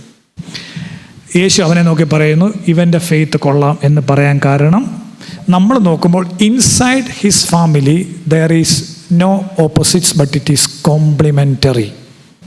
അത്രയും മനസ്സിലാക്കിയാൽ മതി. അവൻ്റെ വീടിനകത്തേക്ക്, അവൻ്റെ തിണ്ണയ്ക്കകത്തേക്ക്, അവൻ്റെ പുരയ്ക്കകത്തേക്ക് നമ്മൾ നോക്കുമ്പോൾ അവൻ്റെ വീടിനകത്ത് മാസ്റ്ററും സ്ലേവും ഉണ്ട്. നമുക്ക് നോക്കുമ്പോൾ ലൂക്കോസ് നോക്കിയപ്പോഴും ഉണ്ടായിരുന്നു, യേശു നോക്കിയപ്പോഴും ഉണ്ടായിരുന്നു. പക്ഷേ അവൻ്റെ ആറ്റിറ്റ്യൂഡ് കൊണ്ട്, അവൻ്റെ ജീവിതത്തിൻ്റെ ചില ഗുണങ്ങൾ കൊണ്ട്, അവൻ ജീവിതത്തിൽ ഏറ്റെടുത്ത ചില ശീലങ്ങൾ കൊണ്ട്, ചിട്ടകൾ കൊണ്ട്, ചട്ടങ്ങൾ കൊണ്ട് ആ രണ്ട് വാക്കിനെ, ഓപ്പോസിറ്റിനെ അവൻ റിഫൈൻഡ് ആക്കിയിട്ട് അവൻ അതിനെ ട്രാൻസെൻഡ് ചെയ്തിട്ട് പറയുകയാണ് inside my family there is no opposites but it is complementary. Husband ഉണ്ടെങ്കിലേ വൈഫുള്ളൂ അല്ലേ? അതുകൊണ്ട് ഞാൻ ക്ഷീണിച്ച് 6 മണിക്ക് എന്നിട്ട് എൻ്റെ ഭാര്യ, അവളുടെ പേര് ലൗലി എന്ന്, അവളോട് ഞാൻ പറയാണ് എടീ ലൗലി എനിക്കൊരു ബ്രൂ കോഫി ഇട്ട് തരാമോ എന്ന് ചോദിക്കുമ്പോൾ അവൾ തിരിച്ച് പറയുന്നത് വേണേ ഇട്ട് കുടിക്കുമെന്ന് പറഞ്ഞാൽ എനിക്ക് വിഷമം തോന്നുന്ന കാര്യമുണ്ടോ? ദാഹിക്കുന്നവിടെ വേണേ കയറി കുടിക്കണം. അവൾ ഈടായിട്ട് പറഞ്ഞ് തിന്ന പാത്രം കഴുകി വെക്കുന്നതിനകത്ത് അച്ഛനാണെന്നും പറഞ്ഞ് ഒന്നും താഴെ. അത്തരം വാക്കുകൾ വളരെ ഇമ്പോർട്ടൻ്റായ വാക്കുകൾ അവൾ ഈടായിട്ട് പറഞ്ഞു തുടങ്ങി. മധുവയ്ക്കകത്ത് കയറിയുണ്ടാകുന്നൊന്നും എനിക്കറിയത്തില്ല. തിന്ന പാത്രം സ്വന്തമായി കൊണ്ട് കഴുകുന്നതിനകത്തും തെറ്റില്ല. ചില ചിഹ്നങ്ങളാണ്, ചില രൂപങ്ങളാണ് അല്ലേ? അവൻ്റെ വീടിനകത്ത് നമ്മൾ വെളിയിൽ നിന്ന് നോക്കുമ്പോൾ മാസ്റ്റർ സ്ലേവ് എന്ന് പറയുന്ന ഓപ്പോസിറ്റ്സ് ഉണ്ടെങ്കിലും അവൻ അതിനെ ട്രാൻസെൻഡ് ചെയ്തു. എങ്ങനെയാണ് ട്രാൻസെൻഡ് ചെയ്തത്? അവൻ പറയുന്നു there is no opposites but it is complementary. ഒന്നുണ്ടെങ്കിലേ ഈ കോംപ്ലിമെൻ്ററി എന്നുള്ള വാക്കിൻ്റെ അർത്ഥം പരസ്പര പൂരകം. അതുണ്ടെങ്കിലേ ഇതുള്ളൂ, ഇതുണ്ടെങ്കിലേ രണ്ടും രണ്ടല്ല, ഒന്ന് സുപ്പീരിയർ ഒന്ന് ഇൻഫീരിയർ അല്ല, രണ്ടും ഒരേ എക്സിസ്റ്റൻസിൻ്റെ ഭാഗം എന്ന് പറഞ്ഞാൽ അവൻ്റെ വീട്ടിനുള്ളിലെ വേലക്കാരൻ്റെ വേദന, അവൻ അനുഭവിക്കുന്ന വേദന ചിലപ്പോഴൊക്കെ അല്ല എല്ലായ്പ്പോഴും ആരുടെ വേദനയായി മാറുന്നു? ശതാധിപൻ്റെ പെയിനായി മാറും, അവൻ്റെ ചങ്കിൻ്റെ വേദനയായി മാറും. അവൻ്റെ വേലക്കാരന് പനി പിടിച്ചപ്പോൾ ആ പനി ആരുടെ പനിയായി മാറുന്നു? ശതാധിപൻ്റെ പനിയായി മാറും. അല്ലെങ്കിൽ 100 അതിലധികമോ പട്ടാളക്കാരുടെ മേധാവിയായിരിക്കുന്ന വെരി നോബിൾ പേഴ്സൺ, അരിസ്റ്റോക്രാറ്റ്, യേശുക്രിസ്തുവിൻ്റെ കാലത്തിലെ ഹൈലി വളരെ പ്രബലമായ വിഭാഗത്തിൻ്റെ ഭാഗമായിരിക്കുന്ന ഒരു മനുഷ്യൻ, അവൻ്റെ കൂട്ടത്തിലൊരുത്തൻ പനി പിടിച്ച്, അസുഖം പിടിച്ച്, ക്യാൻസർ പിടിച്ച് ചത്തുപോയ ആരറിയാൻ? ആരോട് പറയാനോ? ആരോടും പറയേണ്ട കാര്യമില്ല. ലീസ്റ്റ് ബോധേഡാണ്. അങ്ങനെ ഒരാളിന് വേണ്ടി ശബ്ദിക്കണമെങ്കിൽ, ശബ്ദമില്ലാത്തവന് വേണ്ടി ശബ്ദിക്കണമെങ്കിൽ, അങ്ങനെ ഒരുത്തിന് വേണ്ടി മിണ്ടണമെങ്കിൽ അത് അവൻ കീപ്പ് ചെയ്ത, അവൻ ജീവിതത്തിൽ സൂക്ഷിച്ചു വെച്ച കുറേ സംഭവമുണ്ട്. ആ സംഭവമാണ് അവൻ പറഞ്ഞു തരുന്നത്. എൻ്റെ വീടിനകത്ത് എന്തില്ല? വേറുകൃത്യം ഇല്ല, വിപരീത പദങ്ങൾ ഇല്ല. അതാണ് കഫർനഹൂമിലെ ഈ വീടിൻ്റെ ഒരു പ്രത്യേകത. അങ്ങനെ വരുമ്പോൾ നമ്മുടെ വീടിനകത്ത് വിപരീതവാദം ഉണ്ടോ? അച്ഛൻ തുടങ്ങിയപ്പോൾ ഈയിടെ ഒരാളാണ്, അച്ഛൻ തുടങ്ങിയപ്പോൾ ഒടുക്കത്തെ റൊമാൻസാണ് ഞങ്ങൾ കല്യാണം കഴിച്ചപ്പോഴേ. പക്ഷേ ഇപ്പോൾ റൊമാൻസും ഇല്ല, ഒരു മണ്ണാങ്കട്ടെ മിണ്ടുന്നില്ല അച്ഛാ, ശബ്ദമില്ല, ആർക്കും മിണ്ടാൻ വയ്യ. ഒരുത്തൻ ഒന്നങ്ങോട്ട് മിണ്ടിയ ഒന്നിങ്ങോട്ട് മിണ്ടിയ അടിയാണ്, പൂരം അടിയാണ്. മിണ്ടിക്കഴിഞ്ഞാൽ കന്നം തിരിഞ്ഞ വർത്താനമല്ലാതെ കുറ്റപ്പുഴ കാര്യമല്ല പറയാം. നിങ്ങളതുകൊണ്ട് വിഷമിക്കേണ്ട. വേറീർത്തി രൂപപ്പെടാമോ? വിപരീതമത രൂപപ്പെടാമോ? ഇടാം. ഭർത്താവ് ഭാര്യ ബന്ധങ്ങളിൽ റൊമാൻസിൻ്റെ കാലങ്ങൾ കഴിഞ്ഞ്, ബോഗൺവില്ലകൾ പൂക്കുന്ന വസന്തകാലം കഴിഞ്ഞ്, ഇങ്ങനെ ഇങ്ങോട്ട് കുറച്ച് കഴിഞ്ഞപ്പോഴത്തേന് ഒരു വീട്ടിൽ രണ്ടുപേര് താമസിച്ച് കഴിഞ്ഞ് കുറേ കഴിയുമ്പോഴത്തേന് നമുക്ക് മിണ്ടാട്ടമില്ലാതായി പോകുന്നു, അഗാധമായ മൗനികളായി പോകുന്നു, മിണ്ടിക്കഴിഞ്ഞാൽ അടിയാവുന്നു. തെറ്റൊന്നുമില്ല, അടി കൂടുന്ന തെറ്റൊന്നുമല്ല കേട്ടോ. ഇനി നിങ്ങൾ വിചാരിക്കും മോൻസിയച്ചൻ പറഞ്ഞു അടിയൊന്നും കൂടുന്ന തെറ്റൊന്നുമല്ല. പക്ഷെ ഞാൻ പറഞ്ഞത് ഈ അങ്ങ് നിലനിൽക്കുന്ന മൗനങ്ങളിലേക്ക് കാണ്ടുപോകുന്ന കുറേ ആളുകളൊക്കെ സംസാരിച്ചിട്ടുണ്ട്. ഞാൻ ഉൾപ്പെടെ അങ്ങനെയൊക്കെ ആവാം. കുറേ കഴിയുമ്പോൾ ഇങ്ങനെ പിള്ളേർ പറയാം ചെവിപ്പൂടെ സ്വഭാവം ഉണ്ടാവുമല്ലോ, അമ്മാവൻ വൈബ്. ഇത് കയറി പിടിച്ചു കഴിയുമ്പോഴത്തേന് പിന്നെ പറയുന്ന മൊത്തം ഉപദേശമോ, എല്ലാവരും അങ്ങ് ഉപദേശിച്ച് അങ്ങ് കൊല്ലുമോ അല്ലേ എന്നൊക്കെ പറയുന്ന സാധനം. അപ്പോൾ അങ്ങനെ ആ തരത്തിലേക്ക് പോകണ്ടെന്ന് എൻ്റെ ഒരു അർത്ഥം. നമ്മൾ ഈ ഫാമിലി എന്ന് പറയുന്നൊരു സിസ്റ്റത്തിൽ നമ്മൾ ഹസ്ബൻഡ് ആൻഡ് വൈഫ് മക്കളെന്ന് നിൽക്കുമ്പോൾ ഫാമിലി എന്ന് പറയുന്നത് ഈ പറയുന്ന ഫാമിലി മാത്രമല്ല എന്നുള്ളത്. ഇപ്പം മുമ്പേ എനിക്കൊന്ന് മധ്യസ്ഥ പ്രാർത്ഥന നെസ്സി പ്രാർത്ഥിച്ചതുപോലെ സിംഗിൾ പേരൻറ്റ്, ബ്രോക്കൺ, വൈധവ്യം അനുഭവിക്കുന്ന ഭർത്താവ് ഭാര്യ അല്ലേ. ഞാൻ ഇരുന്ന പള്ളി സെയിം സെക്സ് മാരേജിലുള്ള കൊച്ചുണ്ട്. അവൾ എന്നോട് ചോദിച്ചാൽ പള്ളി വന്നിട്ടോ കുഴപ്പമാണ്. ഞാൻ നീ വായിച്ചേ കുർബാനയും കൊള്ളു. നമ്മുടെ ഈ പേഴ്സ്പെക്റ്റീവ് കുറച്ചുകൂടെ ഓപ്പൺ ആക്കണമെന്നാണ് ഈ നമ്മൾ പറയുന്ന ഈ ട്രഡീഷണൽ ഹെട്രോസെക്ഷൽ ഫാമിലി മാത്രമല്ല ഫാമിലി. വേറെ ഒരുപാട് ഫാമിലി നമ്മുടെ അകത്തും പുറത്തും ഒക്കെ ഉണ്ട്. നമ്മൾ മർത്തോമ പള്ളിയിലുണ്ടെന്നേ അല്ലേ. അങ്ങനെ കുറേ ഡിജിറ്റൽ സ്ലേവ്സായ കുടുംബങ്ങൾ, ഒത്തിരി കുടുംബങ്ങൾ പെട്ടുപോകുന്ന ചില സാഹചര്യങ്ങളിലൊക്കെ അവർ വശംവദരായി പെട്ടുപോകുന്ന കുറേ ഇപ്പം ലിവിങ് ടുഗദർ ഉണ്ട് അല്ലേ. കുഞ്ഞുങ്ങളെ അഡോപ്റ്റ് ചെയ്ത് വളർത്തുന്ന ഫാമിലീസ്. അവർക്ക് എന്നോട് റീന എന്ന് പറഞ്ഞ കൊച്ച്, പേര് തെറ്റാണ് മാറ്റി പറയുന്നത്, അവൾ പറഞ്ഞ കല്യാണം കഴിയും. ഞാൻ ചോദിച്ചു എന്താ കല്യാണം? എൻ്റെ അപ്പൻ്റെ അമ്മയുടെയും കുടുംബം ഞാൻ കണ്ടില്ല, ഇനി ഞാനായിട്ട് എന്തിനാണ് കാട്ടുന്നു പറയാൻ മനസ്സിലായോ റീന. അപ്പോൾ അങ്ങനെ ലിവിങ് ടുഗദറിൽ പോകുന്ന, അപ്പോൾ അതുകൊണ്ട് പോളിഫോണിക് നേച്ചർ ഓഫ് ഫാമിലീസ്. നമ്മൾ കാണുന്ന നമ്മുടെ ഈ ഫാമിലി മാത്രമല്ല ശരിയും നമ്മൾ ആബ്സല്യൂട്ടൈസ് ചെയ്യരുത്, അങ്ങനെ വാദിക്കരുത്. അതിന് പുറത്ത് വിവിധങ്ങളായ ഓറിയൻറ്റേഷനുകളുള്ള ഡിഫറൻ്റായ പേഴ്സ്പെക്റ്റീവ് ചിന്തിക്കുന്ന കുടുംബങ്ങൾ ഒരുപാടുണ്ട്. അതിനെ ഫാമിലി എന്ന് നമ്മൾ പറയും. ദൈവരാജ്യത്തിൽ അതിനെക്കൂടെ ഉൾക്കൊള്ളാൻ നമുക്ക് സാധിക്കണം. അപ്പം നമ്മൾ ഈ ബൈനറി പറയരുത്. ബൈനറി അല്ല, പരസ്പര പൂരങ്ങൾ, അതുകൊണ്ടല്ലേ ഇതുള്ളൂ. മനസ്സിലായില്ലേ? ജസ്റ്റിഫൈ ആണെന്ന് വിചാരിക്കില്ല. പക്ഷേ ഒരു ദൈവരാജ്യ സമൂഹമായ ഒരു ഇടവക ഉണ്ടെങ്കിൽ ആ ഇടവകയ്ക്കകത്ത് അത്തരത്തിലുള്ള ആളുകളും അത്തരത്തിലുള്ള ഓറിയൻറ്റേഷൻസ് ഉള്ള കുടുംബങ്ങളും ഒക്കെ ഉണ്ടെങ്കിൽ അവരെ നമ്മൾ ഇങ്ങനെ ദുഷ്ടലാക്കോടെ സദാചാര പോലീസ്, എന്താ പോലീസ്? സദാചാര പോലീസ്. നമുക്ക് വലിയ ഇഷ്ടമാണ്. ഇച്ചിരി പ്രാർത്ഥിക്കും, പള്ളി വരും, അപ്പോഴത്തേക്ക് നമ്മളെല്ലാം സദാചാര ഗുണ്ടകളായി മാറും, സദാചാരവാദികളായി മാറും, സദാചാര പോലീസാകും. എന്നിട്ട് നമ്മുടെ പരിപാടി എന്ന് പറഞ്ഞാൽ അവനെ നോക്കി നേരിട്ട് പറയത്തില്ല, അവൻ നല്ല വർത്തമാനം പറഞ്ഞു നേരിട്ട് പറയത്തില്ല, മാറിയിരുന്ന് BBC വലിയ ഗോസിപ്പുണ്ടാക്കും. മൊത്തത്തിൽ കുഴപ്പമോ എന്നാ വിഷയമാണെന്നറിയാമോ? അവിടെ ഒരു വിഷയമല്ല, നമ്മൾ പറഞ്ഞ് അതിനെ കംപ്ലീറ്റ് വിഷയമാക്കും. ഡിഫറൻ്റ് ഓറിയൻറ്റേഷൻസ് ഉള്ള ഒരുപാട് പോളിഫോണിക് പ്ലൂറാലിറ്റി ഉള്ള ഫാമിലീസിൻ്റെ എൻറ്റിറ്റികളും എക്സിസ്റ്റൻസും ഉള്ള ഒരു ലോകത്തും കാലത്തും സഭയ്ക്കകത്തും നമ്മൾ ജീവിക്കുമ്പോൾ അതൊന്നും ബൈനറിയാക്കി ചിത്രീകരിക്കരുത്, അതിനെയൊന്നും ഓപ്പോസിറ്റാക്കി ചിത്രീകരിക്കരുത്. ഗതികേട് കൊണ്ട്, പൊറുതിമുട്ടിപ്പോയത് കൊണ്ട്, ചില സവിശേഷ സാഹചര്യങ്ങൾ കൊണ്ട്, ഓറിയൻറ്റേഷൻ കൊണ്ട് അവർക്കങ്ങനെ പറ്റത്തുള്ളൂ എന്ന് തിരിച്ചറിയാൻ നമുക്ക് അങ്ങനെ ഒരു ഓപ്പൺനെസ്സിലേക്ക് യങ് ഫാമിലി കമ്മ്യൂണിറ്റി ഇടവക അല്ലേ. 18 സംവത്സരം കൂനിയായ പെങ്കൊച്ച് പുറകിലിരുന്നു. 18 സംവത്സരമായിട്ടും ഈ പള്ളിക്കാർ മൊത്തം അവളെ കണ്ടിരുന്നത് ബെൻഡഡ് കൂനിയ. പക്ഷേ യേശു വന്നപ്പോൾ 18ാമത്തെ വർഷം അവളെ കണ്ടു. യേശുവിന് ആ പ്രശ്നമില്ല. യേശു വന്നപ്പോഴേ അവളെ കണ്ടുള്ളൂ, അതിന് മുമ്പ് അവളെ ആരും കണ്ടില്ല. പള്ളി, ചർച്ച് എന്ന് പറയുന്നത് അങ്ങനെ ഒരു കമ്മ്യൂണിറ്റിയാണ്. ഇതുപോലുള്ള ഡിഫറൻ്റായ ഓറിയൻറ്റേഷൻസ് ഉള്ള ഒരുപാട് കുടുംബങ്ങളുമായി ചേർന്ന് നമ്മുടെ കുഞ്ഞുങ്ങൾ അല്ലെങ്കിൽ അവരുമായി ബന്ധപ്പെട്ട കുടുംബങ്ങൾ, ഒത്തിരി കുടുംബങ്ങൾ കാണും. ഒരുപക്ഷെ നമ്മുടെ ഈ ജനറേഷൻ കഴിയുമ്പോൾ അടുത്ത ജനറേഷനിൽ അങ്ങനെയുള്ള കുഞ്ഞുങ്ങളായിരിക്കാം. അതിനെയൊക്കെ കുറച്ചുകൂടെ ഓപ്പണായി ലിബറലായി കാണാൻ നമുക്ക് സാധിക്കണം. അങ്ങനെ വരുമ്പോഴാണ് ശതാധിപൻ പഠിപ്പിക്കുന്നത്, എൻ്റെ വീടിനകത്ത് മാസ്റ്റർ സ്ലേവ് എന്ന് പറയുന്ന രണ്ട് വർഗമായി നിങ്ങൾക്ക് തോന്നാമെങ്കിലും inside my family there is no opposites. അപ്പം ഞാൻ ഒന്നാമത് പറഞ്ഞത്, ഭാര്യ-ഭർത്ത ബന്ധങ്ങളിൽ 2 കുഞ്ഞുങ്ങളുണ്ടെങ്കിൽ, ഞങ്ങളൊക്കെ പിന്നെ ഒരു മക്കൾ യൂണിയൻ്റെ ആൾക്കാരാണ്, 2 കുഞ്ഞുങ്ങളുണ്ടെങ്കിൽ അവരെ വളർത്തുമ്പോൾ ഈ വേറുകൃത്യം രൂപപ്പെടാം. പേരൻസിനോടുള്ള ബന്ധങ്ങളിൽ അല്ലേ, ഇതെല്ലാം ഉണ്ടാകും. അപ്പോൾ ആ തരത്തിൽ നമുക്ക് ഈ സെഞ്ചൂറിയൻ ഒരു മാതൃകയായി മാറണം. എന്താണ് സെഞ്ചൂറിയൻ പറയുന്നത്? നമ്മൾ കാണാത്ത സ്ഥലമാണ് മൈക്രോ സ്പേസ്. ഫാമിലി എന്ന് പറഞ്ഞാൽ മൈക്രോ സ്പേസ്, അത് പുറത്താർക്കും റിവീൽ ചെയ്യപ്പെടത്തില്ല. അതുകൊണ്ട് തന്നെ നമുക്ക് പ്രാർത്ഥിക്കാൻ കഴിയണം, കർത്താവേ, എൻ്റെ വീടിനകത്ത് വിപരീത പദങ്ങളുണ്ടെങ്കിലും അത് അപകടകരമായ വിപരീത പദങ്ങളായി മാറാനോ ഒരു മത്സരപ്പിണക്കമായി മാറാനോ തീവ്രമായ മൗനങ്ങളിലേക്ക് പോകാനോ മിണ്ടാതിരിക്കാനോ പിന്നെ അടിയാകാനോ ഒന്നും കാരണമാകുന്ന ഓപ്പോസിറ്റുകൾ, വിപരീത പദങ്ങൾ ഞങ്ങളുടെ വീടിനകത്ത് സംഭവിക്കരുത്. പ്രത്യേകിച്ച് പ്രായം കൂടുമ്പോൾ, പ്രായത്തിൻ്റേതായ വ്യത്യാസങ്ങളുണ്ടാകുമ്പോൾ, മാനസികമായിട്ടുള്ള ചെറിയ പിരിമുറുക്കങ്ങളുണ്ടാകുമ്പോൾ നമ്മൾ അത്തരം പ്രശ്നങ്ങളെല്ലാം എടുത്ത് പയറ്റുന്നത് ഇവിടെ വീടിനകത്ത്. വേറുകൃത്യം കൂടും അല്ലേ. പിന്നെ ചിലപ്പം ഇപ്പം സംഭവിക്കുന്നത് പാരമ്പര്യം പറച്ചിൽ അല്ലേ.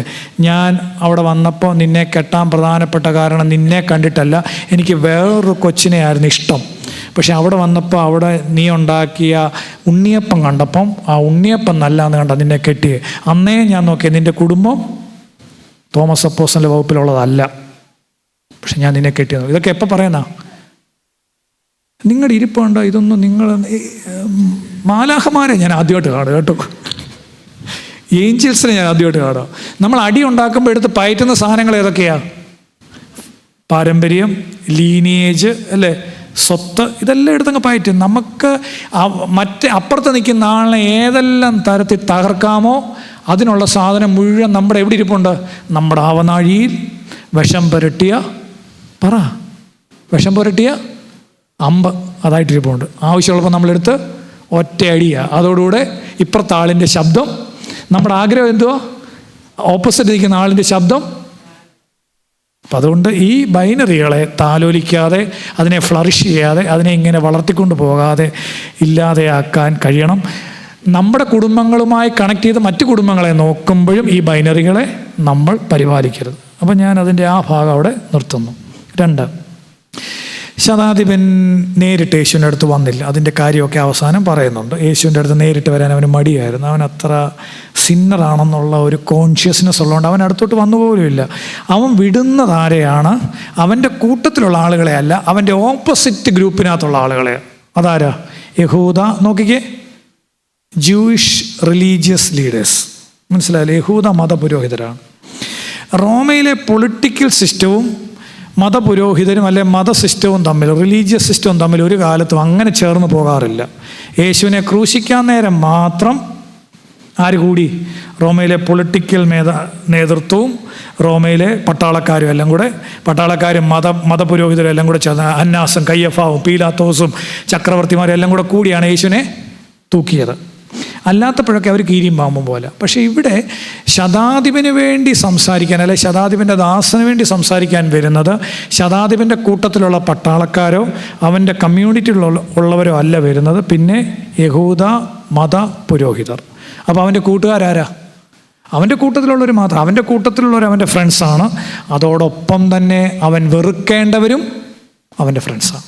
പിടുത്തം കിട്ടിയോ? കൃത്യമായി എൻമിറ്റിയിൽ പോകേണ്ട 2 ഗ്രൂപ്പിൻ്റെ നേതാക്കന്മാർ, ശതാധിപൻ മറ്റവർ. അവരൊരു അടുപ്പമില്ലാത്തവരാ. പക്ഷെ ഇവൻ ചെയ്യുന്നത് ഇവൻ്റെ കമ്മ്യൂണിറ്റിയിലുള്ളവരെ കണക്ട് ചെയ്യുന്നു. അതോടൊപ്പം തന്നെ അവൻ വെറുക്കേണ്ടവരെന്ന് നമ്മൾ പറയുന്ന ആളുകളുമായി കണക്ട് ചെയ്യും. അതുകൊണ്ട് അവൻ്റെ കൂട്ടത്തിലുള്ളവരല്ല യേശുവിനെ കാണാൻ വന്നത്. യഹൂദ മതപുരോഹിതർ വന്ന് യേശുവിനോട് 3 കാര്യം പറയുന്നു. എന്തൊക്കെയാണെന്ന് പറയാം, ഓരോന്നായിട്ട് പറഞ്ഞാൽ മതി. ഒന്നാമത്തെ കാര്യം, യഹൂദ മതപുരോഹിതർ വന്ന് യേശുവിനോട് വളരെ താല്പര്യമായി അപേക്ഷിച്ചു. എന്നിട്ട് 2-3 കാര്യങ്ങൾ പറയാം. എന്തൊക്കെയാണെന്ന് നോക്കാം. നീ അത് ചെയ്തു കൊടുക്കുവാൻ അവൻ യോഗ്യൻ. നല്ല, അത് ഞാൻ ഓരോന്നായിട്ട് പറയാം. ഒന്ന് പറയുന്നത് നീ അത് ചെയ്തു കൊടുക്കാൻ അവൻ യോഗ്യൻ എന്ന് വെച്ചാൽ അതിൻ്റെ അർത്ഥം സിമ്പിളാണ്. നോക്കി, അവൻ്റെ യോഗ്യത പറയുന്നത് അവനല്ല, ഇന്നത്തെ കാലത്ത് പക്ഷെ തിരിച്ചാ അല്ലേ, നമ്മളാണ് നമ്മുടെ യോഗ്യത പറയുന്നത്. വേറെ ആരും പറഞ്ഞില്ലെങ്കിലും നമ്മൾ നമ്മുടെ യോഗ്യത പറയാൻ നമ്മൾ ഡിജിറ്റൽ സ്ലേവ്സ് ആയതുകൊണ്ട് നമുക്ക് ഒരുപാട് സോഷ്യൽ മീഡിയ ഉള്ളതുകൊണ്ട് നമുക്ക് നമ്മളുടെ യോഗ്യത പറയാൻ ഒരുപാട് വഴിയുള്ളൂ. പക്ഷേ ഇവനെക്കുറിച്ച് പറയുന്നത് ഇവൻ വെറുക്കേണ്ട കമ്മ്യൂണിറ്റി, അല്ലെങ്കിൽ ഇവനുമായി വെറുപ്പുണ്ടാവേണ്ട സമൂഹം, ഇവരുമായി ഒരു കാലത്തും ചേർന്ന് പോകാത്ത ഒരു ഗ്രൂപ്പിൻ്റെ തലവന്മാർ വന്ന് യേശുവിനോട് പറയണ, കർത്താവേ നിനക്കറിയാമോ ഈ ശതാധിപനൊരു വലിയ സംഭവം, നീ അത് ചെയ്തു കൊടുക്കണം. യോഗ്യത. സത്യത്തിൽ ഈ യോഗ്യത ഉണ്ടാവണമെങ്കിൽ അതിനകത്ത് കൃത്യമായി രണ്ടാമത്തെ സെൻറ്റൻസിൽ പറയുന്നുണ്ട്, അവൻ നമ്മുടെ ജനത്തെ സ്നേഹിക്കും. ഈ മുമ്പേ ആദ്യം പറഞ്ഞാണ് എനിക്ക് തോന്നുന്നത് എന്തുകൊണ്ടാണ് ശതാധിപൻ ദാസന് വേണ്ടി ഇത്ര ഗൗരവമായി യേശുവിൻ്റെ അടുത്ത് പോകാനുള്ള കാരണം പറഞ്ഞപ്പോൾ ആരോ ഒരാൾ സ്നേഹം കൊണ്ടാണെന്ന് പറയും. അതാണ് ഞാൻ ഇവിടെ കൊണ്ടുവരിക, സ്നേഹം. ഇപ്പോൾ അടുത്ത സമയത്ത് ഞാൻ വായിച്ചൊരു പുസ്തകത്തിൽ ചോദിക്കുന്നു, ഒരാളോട് ചോദിക്കുകയാണ്, നിനക്ക് ആരോടാണ് കൂടുതൽ ഇഷ്ടം? അദ്ദേഹം മറുപടി പറഞ്ഞു, എനിക്ക് എന്നോടാണ് കൂടുതൽ ഇഷ്ടം. ഈ ചോദിച്ച ഗുരു വീണ്ടും ശിഷ്യനോട് ചോദിക്കുന്നു, എടാ അതെപ്പോൾ തീരും? അപ്പോൾ ശിഷ്യൻ മറുപടി പറഞ്ഞു, അത് തീരുന്നില്ലല്ലോ. സ്നേഹത്തെക്കുറിച്ചുള്ള പുതിയ ഡെഫിനിഷനാണ് അല്ലേ. സ്നേഹം അങ്ങനെയാണ്. നമ്മൾ ഈ ഫാമിലിക്കകത്ത് ഫാമിലി എന്ന് പറയുന്ന സാധനം മുമ്പോട്ട് പോകണമെങ്കിൽ ഏറ്റവും പ്രധാനപ്പെട്ട സംഭവം എന്താ? സ്നേഹമാണ്.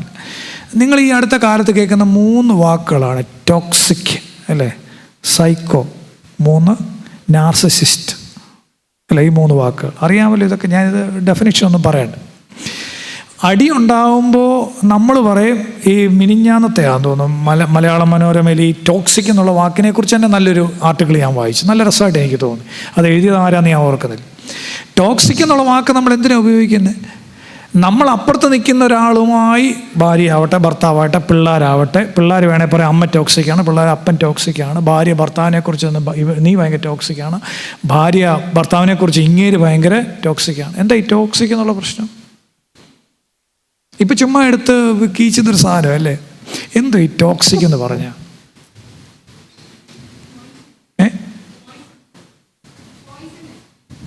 പോയിസണസ് അല്ലേ, പോയിസണസ്, മൊത്തം വിഷമാണ്. വേറെ വല്ലതും ഉണ്ടോ? എനിക്ക് തോന്നിയിട്ടുള്ളൊരു കാര്യം, ഈ ശതാധിപനെ വെച്ചുകൊണ്ട് തന്നെ എനിക്ക് പറയാനുള്ളത്, അവൻ നമ്മുടെ ജനത്തെ സ്നേഹിക്കുന്നു അല്ലേ.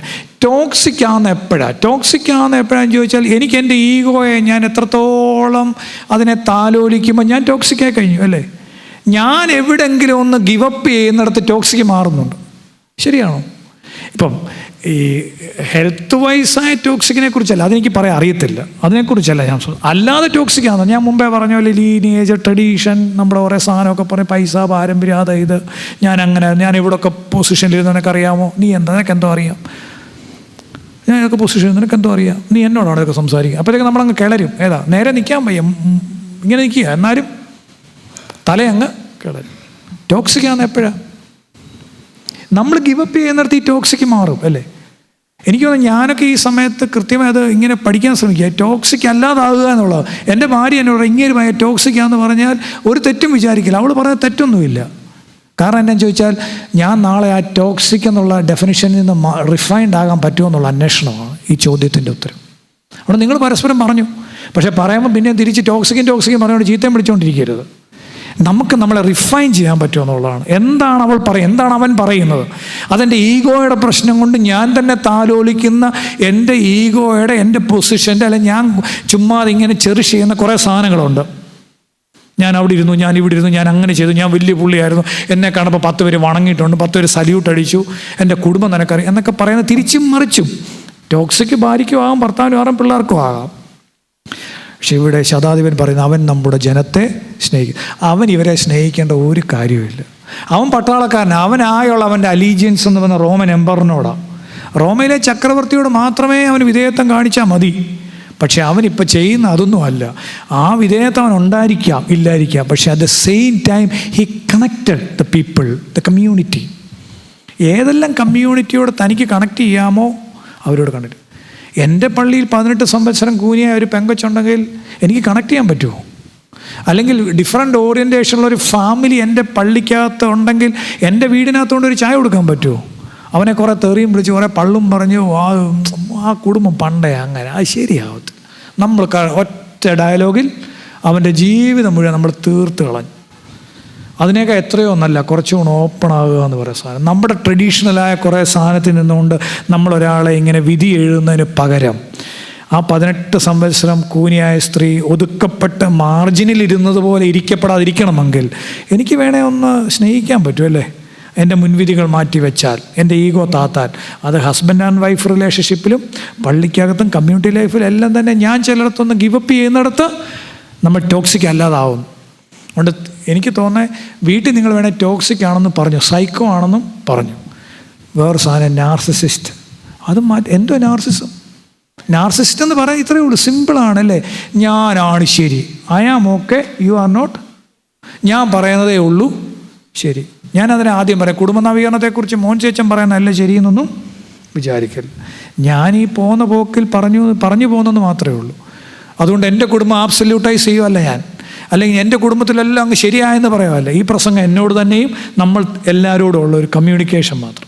അപ്പോൾ അതുകൊണ്ട് ആ തരത്തിൽ നമ്മളതിനെ കാണണ്ടേ, അല്ല ഇതൊരു ആബ്സല്യൂട്ടാണെന്നുള്ള രീതിയിലും ചിന്തിക്കുക. അപ്പം ഇവിടെ നമ്മൾ ആ തരത്തിലാണ്. നാർസിസ്റ്റ് എന്ന് പറയും ഞാൻ മാത്രമാണ് ശരി.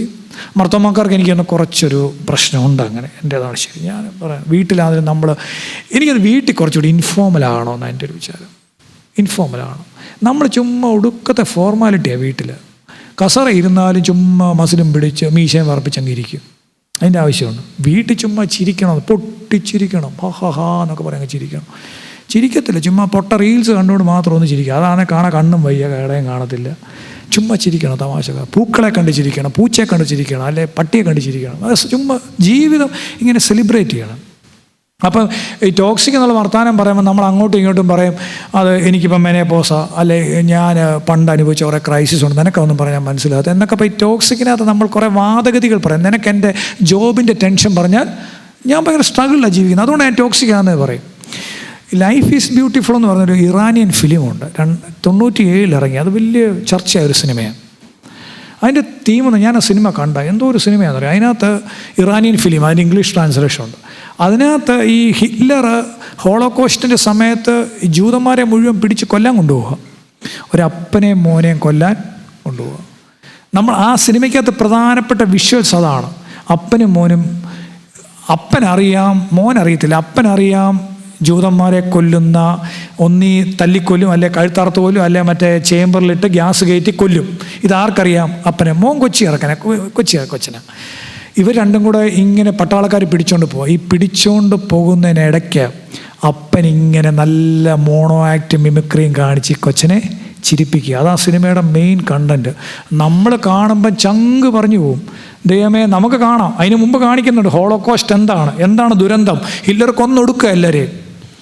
ഈ പോകുന്ന വഴിക്കും അപ്പൻ മോനെ നല്ല തമാശകൾ, നല്ല മിമിക്രിയൊക്കെ കാണിച്ച് തമാശ പറഞ്ഞ് മുഖം കൊണ്ട് ഇങ്ങനെ നല്ല ആംഗ്യങ്ങൾ കാണിച്ച് അവനെ സിനിമയിൽ മൊത്തം അവൻ ചിരിക്കുകയാണ്. എങ്ങനെ പറ്റും അല്ലേ? ആ സിനിമയുടെ മെയിൻ കണ്ടന്റ് അതാ. എല്ലാം ശരിയായിട്ട് ചിരിക്കാൻ പറ്റുമോ? In the mist of pain and agony, in the mist of affliction, can you laugh? എന്തിനാ ലാഫ് ചെയ്യേണ്ടത്? ഈ ടോക്സിക് അല്ലാതാകാനാ. ശതാധിപൻ അതാ പറഞ്ഞു തരുന്നേ, സ്നേഹിക്കാൻ പറ്റുക എന്നുള്ളത്. ആർക്കാരോടാ സ്നേഹം? എനിക്ക് എന്നോട് തന്നെ സ്നേഹമാണെന്ന് പറയുന്ന കാലത്ത് പിന്നെ ഇന്നത്തെ ഡയലോഗ് മാറി, എനിക്ക് എന്നോട് മാത്രമല്ല എനിക്ക് എൻ്റെ മൊബൈലിനോടാണ് സ്നേഹം. അതിന് വേറൊരു ഡയലോഗുണ്ട്, I swipe therefore I am. Digital slave ആയ കാലത്ത് നമ്മളെല്ലാം ഡിജിറ്റലി സ്ലേവ്, ഞാൻ ഉൾപ്പെടെ. നമുക്കിതില്ലാതെ ഇന്ന് ജീവിക്കാൻ പറ്റത്തില്ല. എന്തുകൊണ്ടെങ്കിലും ഞാൻ നോക്കിയേ പറ്റൂ. ഡിജിറ്റലി സ്ലേവ് അല്ലെങ്കിൽ സൈബർ സ്ലേവ്. അപ്പം നമുക്ക് I swipe therefore I am അല്ലേ, അങ്ങനെ ഒരു കാലത്ത് നമ്മൾ ജീവിക്കുന്നത്. അപ്പം നമ്മുടെ ഒരു അറ്റാച്ച്മെൻറ്റ് പോലും ഇങ്ങനെയാണ്. അപ്പം നമ്മൾ എന്തോ ചെയ്യണം? അതിനകത്ത് ഈ ടോക്സിക് എന്നുള്ള നിലയിൽ നിന്ന് മാറാനുള്ള ഏറ്റവും വലിയ വഴി ഗിവപ്പ് ചെയ്യേണ്ടിടത്ത് നമ്മൾ ഗിവപ്പ് ചെയ്യുക. അതിനകത്ത് വേറെ ഒരു സാധനവും പറയരുത്. നിങ്ങളുടെ ജോലിയും നിങ്ങളുടെ സ്ട്രെസ്സും നിങ്ങളുടെ ശാരീരിക പ്രശ്നങ്ങളും എല്ലാം ശരിയായിട്ട് നിങ്ങൾ നല്ല ജീവിതത്തിൽ പോകാമെന്ന് വിചാരിച്ചാൽ നടക്കുമോ? ഇല്ല. നിങ്ങൾക്ക് മുട്ടുവേദനയുണ്ട്, നിങ്ങൾക്ക് പല്ലുവേദനയുണ്ട്, നിങ്ങൾക്ക് നെഞ്ചിനകത്ത് വേദനയുണ്ട്, നിങ്ങൾക്ക് ജോലി സ്ട്രെസ്സുണ്ട്, നിങ്ങൾ പോകുന്നിടത്തെല്ലാം മൊത്തത്തിൽ ടെൻഷനാണ് എന്നും പറഞ്ഞ് വീട്ടിൽ വന്ന് ടോക്സിക് ആയാൽ ബൈനറി കൂടത്തേ ഉള്ളൂ, ഓപ്പോസിറ്റ് കൂടത്തേ ഉള്ളൂ. സ്നേഹം എന്ന് പറയുന്നത് ഒലിച്ചങ്ങ്. അപ്പോൾ നമുക്കത് വിസിബിലിറ്റി കിട്ടത്തില്ല. ഫാമിലിക്കകത്ത് കുറച്ചുകൂടി ഇൻഫോർമൽ ആകുക, ടോക്സിക് അല്ലാതാകുക. അതിന് നമുക്ക് ചെയ്യേണ്ടത് in the mist of pain, agony, crisis അല്ലേ, ലൈഫ് ഈസ് ബ്യൂട്ടിഫുൾ. ആ പേര് തന്നെ രസമുണ്ട്, ലൈഫ് ഈസ് അപ്പോഴും ജീവിതത്തിന് കുറേ ബോഗൺവില്ലകളുണ്ട്, അപ്പോഴും ജീവിതത്തിന് കുറേ റൊമാൻസ് ഉണ്ട്, അപ്പോഴും ജീവിതത്തിനകത്ത് കുറേ സന്തോഷങ്ങളുണ്ട്. To celebrate life. അതിൻ്റെ എല്ലാം നടുക്ക് ഈശ്വരൻ. അപ്പം നിങ്ങൾ മനസ്സിൽ പറയും, അച്ഛൻ ഇതൊക്കെ ചുമ്മാ ഇങ്ങനെയൊന്ന് കാച്ചാം, അതൊന്നും അത്ര എളുപ്പമൊന്നും അല്ല അച്ചോ എന്നൊക്കെ പറഞ്ഞാലും ഇതൊക്കെ നമ്മളെയും കൊണ്ട് പറ്റും. ഓക്കെ. പിന്നെ മൂന്നാമത് എന്താണ്? ശതാധിപനെക്കുറിച്ച് പറയുന്നത്, നമുക്കൊരു പള്ളിയും തീർപ്പിച്ചു തന്നിരിക്കും. സത്യത്തിൽ ശതാധിപൻ പള്ളി പണിയേണ്ടത് ആർക്ക് വേണ്ടിയാണ്? നിങ്ങൾ ആലോചിച്ചിട്ടുണ്ടോ? അന്ന് ആ കാലത്ത് എംപറർ വർഷിപ്പുണ്ട്, ഹീറോ വർഷിപ്പുണ്ട് അല്ലേ? ആ സമയം ഇദ്ദേഹം പട്ടാളക്കാരനാണ്, സ്വാഭാവികമായിട്ടും അദ്ദേഹം പള്ളി പണിയേണ്ടത് ആർക്കാണ്? അദ്ദേഹം പള്ളി പണിയേണ്ടത് എംപററിനാണ്. പക്ഷെ അദ്ദേഹം പള്ളി പണിഞ്ഞത് അന്നത്തെ കാലത്ത് ഇവരൊക്കെ താമസിക്കുന്ന സ്ഥലങ്ങളിൽ തന്നെ കുറേ വായിച്ചപ്പോഴേക്കും മനസ്സിലായി, അവർ താമസിക്കുന്ന ഏരിയയിൽ തന്നെ നീറോ ചക്രവർത്തിയോ ഏതെങ്കിലും ആ കാലത്തെ ചക്രവർത്തിയുടെ ബിംബം വെച്ച് ചെറിയ ക്ഷേത്രങ്ങൾ പണിത് ഇങ്ങനെ സ്റ്റാച്യു പോലൊക്കെ വെച്ച് വർഷിപ്പുണ്ടല്ലോ, ഹീറോ വർഷിപ്പ്, ആരാധനയൊക്കെ തുടങ്ങിയ അവർക്ക് ചിലപ്പോൾ നാളെ സ്ഥാനക്കയറ്റം കിട്ടും, പ്രൊമോഷൻ കിട്ടും, അഫ്ലുവൻസ് കിട്ടും, ഇപ്പോൾ കിട്ടുന്ന സ്റ്റാറ്റസിൽ നിന്ന് കുറച്ചുകൂടെ ഉയരാം. പക്ഷേ കഫർനഹൂമിൽ ആദ്യമായി ഉണ്ടായ സിനഗോഗ് ആര് പണിഞ്ഞതാണ്? ഈ ശതാധിപൻ പണിത സിനഗോഗ്. കഫർനഹൂമിൽ സിനഗോഗ് ഉണ്ടായിരുന്നു. കൊച്ചി സിനഗോഗ് ഉള്ള പോലെ യഹൂദന്മാർക്ക് പ്രധാനമായ ദേവാലയം യെരുശലേം ദേവാലയം. സ്കാറ്റേഡായി താമസിക്കുന്ന എല്ലാ യഹൂദന്മാരും അവരുടെ സ്ഥലത്ത് ചാപ്പലുകൾ പണിഞ്ഞു, അതാണ് സിനഗോഗ്. ഇവിടുത്തെ കഫർനഹൂമിലെ സിനഗോഗ് ഈ ശതാധിപൻ ഉണ്ടാക്കിയാണെന്നുള്ള പാരമ്പര്യം ഉണ്ട്. എന്തിനാ അവന് ചക്രവർത്തിക്ക് പള്ളി പണിയാതെ യഹോവയ്ക്ക് അല്ലെങ്കിൽ ഈ സിനഗോഗ് പണിയാനുള്ള കാരണം? നിങ്ങൾ നേരത്തെ ആലോചിച്ചിട്ടുണ്ടോ ഈ കാര്യം? Faith in Jesus, faith in God അല്ലേ? തോറ അല്ലെങ്കിൽ പഞ്ചപുസ്തകങ്ങൾ, മോശയുടെ പഞ്ചപുസ്തകങ്ങളൊക്കെ പറയുന്നത് ഞാനല്ലാതെ അന്യദൈവങ്ങൾ നിനക്കുണ്ടാകാതെ, അത് മനുഷ്യ ദൈവങ്ങളെ നീ, ഞാനല്ലാതെ അന്യ ദൈവങ്ങൾ, ഞാനല്ലാതെ ഒരു ദൈവത്തെ നീ സേവിക്കരുതെന്ന് പറയുന്ന പ്രമാണങ്ങളൊക്കെ അവനറിയാം. അതുകൊണ്ട് തന്നെ അവൻ പണിത പള്ളി യഹോവയ്ക്ക് വേണ്ടിയുള്ള പള്ളിയാണ്, ചക്രവർത്തിക്ക് വേണ്ടി പള്ളിയല്ല. അപ്പോൾ അതിനകത്ത് അവന് കുറേ നഷ്ടങ്ങളുണ്ട്. എന്നിട്ട് കഫർനഹൂമിലെ വീട്ടുടമസ്ഥൻ മേളിലോട്ട് നോക്കിയപ്പോൾ എന്നാ പോയി? റൂഫ് പോയി, മേൽക്കൂര പോയി അല്ലേ? അപ്പോൾ നഷ്ടങ്ങൾ അവനകത്തുണ്ട്. ആ നഷ്ടങ്ങളെ അവൻ ഗൗരവമായി എടുക്കുന്നില്ല. ഈ മർത്തോമ കമ്മ്യൂണിറ്റിക്കകത്ത് ഉള്ള കുടുംബങ്ങളുടെ ഒരു പ്രത്യേകത എന്താണെന്ന് ചോദിച്ചാൽ, അവരെവിടെ പോയാലും പള്ളി പണിയും. അവരെവിടെ ജീവിച്ചാൽ അവരുടെ ഒരു പ്രത്യേകതയുണ്ട്. അവരുടെ ഗിവിങ് എന്നുള്ളത് അവരുടെ ഒരു ജീവിതത്തിൻ്റെ അടിസ്ഥാനമാണ് അല്ലേ? അതില്ലാതെ ഒരു കഥയില്ല. അതുകൊണ്ട് തന്നെ ഈ എക്സോഡസ് എന്ന് പറയുന്നത് വെറും എക്സോഡസ്, നമ്മൾ ബൈബിളിൽ വായിക്കുന്ന എക്സോഡസ് മാത്രമല്ല, എക്സോഡസ് ഫ്രം അവർ ഫാമിലീസ്. ഞങ്ങളുടെ വീടുകളിൽ നിന്ന് പുറപ്പാടുകളുണ്ടായിരുന്നു. പണത്തിൻ്റെ, നന്മയുടെ, കാരുണ്യത്തിൻ്റെ, സ്നേഹത്തിൻ്റെ, സമത്വത്തിൻ്റെ, നീതിയുടെ ഒക്കെ പുറപ്പെടലുകൾ. അത് വ്യക്തികളായി അല്ലേ, നമുക്കതേ അറിയത്തുള്ളായിരുന്നു.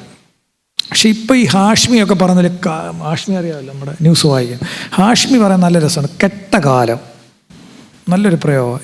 കാലത്തിനൊരു കെട്ട കാലമായി മാറും. എന്തുകൊണ്ടാണ് അങ്ങനെ പറയാൻ കാരണം?